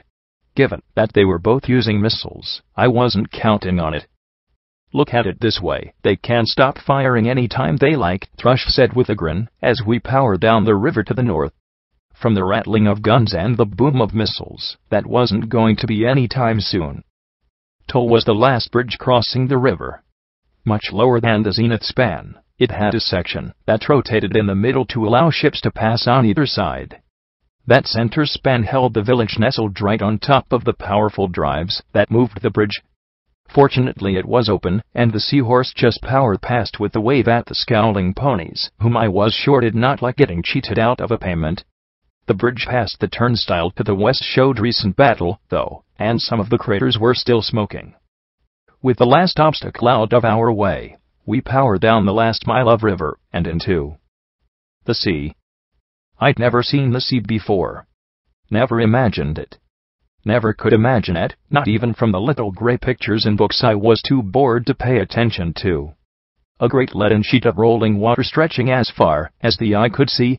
Half of it was obscured by a port to the east, but my eyes stared out further and further till my gaze reached the horizon. Far off, I could see strips of blue. Suddenly, I didn't want to stop. I wanted to ask Thrush to continue on out into that great open emptiness and get away from the nightmare that was Hoofington. I wanted to leave it all behind, for good. Cards shuffled in my mind, and I let out a long sigh as I looked to the west at the large hills over the sea. I couldn't go, no matter how much I wanted it. And it didn't matter if I wanted to go somewhere else. Thrush's father had been lost to pirates. The wasteland was more than just Equestria. It was the entire world. There was no getting away from it. "What's that?" P-21 asked, as he pointed to the east towards the largest damn ship I could have ever imagined. It was tied up to a pier but listed to the size somewhat. It had turrets mounting the biggest damn guns I could ever imagine. They looked longer than the Seahorse. Her Majesty's ship Celestia. They called it a battleship. Guess what it was for? Thrush said with a snort. "It's enormous," P-21 gushed. "The HMS Luna was bigger," Thrush said, as she pointed at a darker patch in the middle of the harbor, above a rusting tower of metal. Took a direct hit from a balefire bomb, and still took almost a century to completely sink. The Celestia is now the local headquarters of the Steel Rangers. What's their story? I get that they have power armor, but why are they in Hoofington? I asked with a small frown. Well, back in the last years of the war, Blackjack designed magic power armor. Soldiers that were trained in its use became an elite group. When Equestria went boom, they buried themselves in bunkers and stables, and waited it out. About 30 or 40 years ago, they crawled out of their base in Manhattan, and started to spread. They've got some sort of edict to collect and protect the MWT technology, and since ponies aren't MWT tech, we can go fuck ourselves. 20 years or so ago, they came down to Hoofington. I guess Elder Crunchy Carrots took one look at the Celestia and orgasmed. If they could get the guns to work, they could take over the city. If they could get the damn thing seaworthy, hell, I don't think any place within 20 miles of the sea would be beyond their control. Could they? I couldn't imagine those enormous guns firing. How big were the actual shells? If it could fire 4 miles, even the Hoofington defenses might not be enough. They could batter down the wall and the city would be theirs. Except for the innervation. But what if their suits blocked it? Yeah, my main didn't like that idea at all. No idea. I think Crunchy Carrots just wants it working to make it work. Steel Rain, though, he's definitely of the opinion that technology's meant to be used. She sighed and shrugged. They're mostly bottled up in the Iron Mare base. I don't have much dealings with them, since the Seahorse's engine's probably pretty high on their list of tech to confiscate. I don't plan on finding out just how high anytime soon. The Seahorse turned away from the Celestia, towards the west side of the bay, where the land rose in high gray and brown hills. I looked back at the gray waves and the crashed and piled boats that had been jumbled together, or half sunk in the harbor. From the depths of the sunken HMS Luna, I could see the telltale rainbow glow of magical radiation. Even the sea, as vast and wide as it appeared, hadn't escaped the war. Nothing had. I'll drop you off at the boardwalk. Unless you've had a sudden outbreak of sanity and want to come with us to Friendship City. Thrush grinned widely. Oh, it's a great place. There's this bar run by the fattest mare you could imagine, but her swill will get you messed up faster than you can spit. Pretty sure she cuts it with antifreeze. I knew she didn't want us to split up. We were a lot alike, but she had her boat and her crew. I had my whatever it was. Quest? Mission. Brain damage. Too tempting. I normally never pass up liqueur, that makes me blind, but I've got a long overdue appointment back home. Ahead, we were approaching something like a carnival set on some long wooden piers. A huge Ferris wheel bearing the rusted face of Pinkie Pie grinned out at the harbor with an impudent little wink, while a wooden roller coaster leaned perilously out over the water. Thrush carefully maneuvered the Seahorse to a rotten stair at the end of pier. It was rickety, but we were able to climb up to the top. My pip-buck pinged softly. boardwalk appeared in my vision. Take care of yourself, Security. I look forward to having another adventure with you in the future, she said with a grin and a little wave. You too, Captain Thrush. Don't get sunk, I replied, then frowned. Or shot. Strangled. Raped. Disemboweled. I'll stay safe, she replied with a laugh. The talisman at the rear of the boat hummed and hissed, and on twin jets of water the seahorse pulled away, and set out towards the open sea. I sighed softly, watching her go. You wanted to stay. Lacune said softly. Of course. I mean, she has a life that's exciting, and not filled with one messed up nightmare after the next. I checked my rifle and swept it across the boardwalk. Nothing in view, nothing on my EFS. Had I actually gotten lucky twice in 2 days? Carefully, we made our way down the pier and into the amusement park. The massive wheel creaked softly in the wind as we passed beneath it. There was an army of raiders operating somewhere around here. Maybe some of them were around boardwalk. They were. Only they were dead. Really dead. Some pony had tied 3 of them to a rail and then eaten them, alive, apparently, from all the blood spatter, and how the wire used to tie them had nearly cut their hooves off in their struggles. Congratulations. There were ponies in the wasteland more fucked up than even raiders. I just hoped we didn't run into them between here and 99. The path home had an interesting sense of déjà vu behind it. Despite the fact we'd run in an entirely different direction, I still kept looking for the farm with flooded fields, or the ruin where we first met Watcher. I was also keeping an eye on my EFS for raiders. We kept coming across signs of them, a bloody Brahmin skull hammered into a tree. A pony stretched over a stump before being eaten. I didn't check that closely, but I couldn't imagine that had been the only thing done to her. The broken soda bottles near her hindquarters were evidence of that. In one's clearing, we encountered 2 bucks completely torn to pieces, the remains thrown like garland over the dead trees and thorny bushes. Even their skulls had been pulverized. The only thing not destroyed were their genitals. The specificness of that carnage made my mane crawl. I didn't like it. These psychopaths were way too close to my home, but I needed to check and make sure it was safe before hunting these fuckers down. Then I spotted it. The mine door was still intact, even Deus hadn't blown it off its hinges, apparently. I picked my way towards it, looking down. The remains of raiders lay in heaps outside the— No. Not raiders. Brahmin. I looked towards the door, a dread settling upon me. I couldn't hear the voices of my friends as I stepped through. The short dark tunnel downwards was filled with a sweet stench of carrion. Down and down I moved, faster and faster, ignoring the shouts of my friends as I raced to the bottom. If the door was open, if the raiders had gotten inside, but no. I gave a sigh of relief as I saw that door was closed and secure. Perhaps the raiders had tried but failed. I smiled as I rested my head against the metal surface. Lifting my pip-buck, I activated the Overmare's override for the door. There was a mechanical groan, then a hum.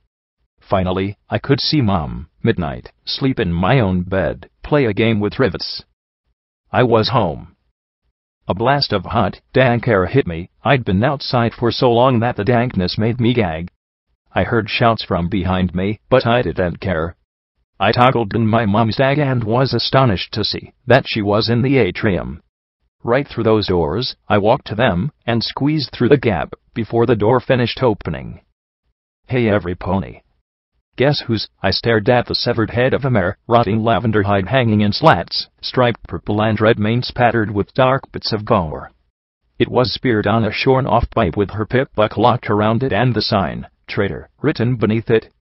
Splayed torsos were nailed to the wall, guts and entrails dangled from the overhead rails, like streamers. The black-brown stain of blood covered every wall, and from the walls off the stable came a low mad giggling.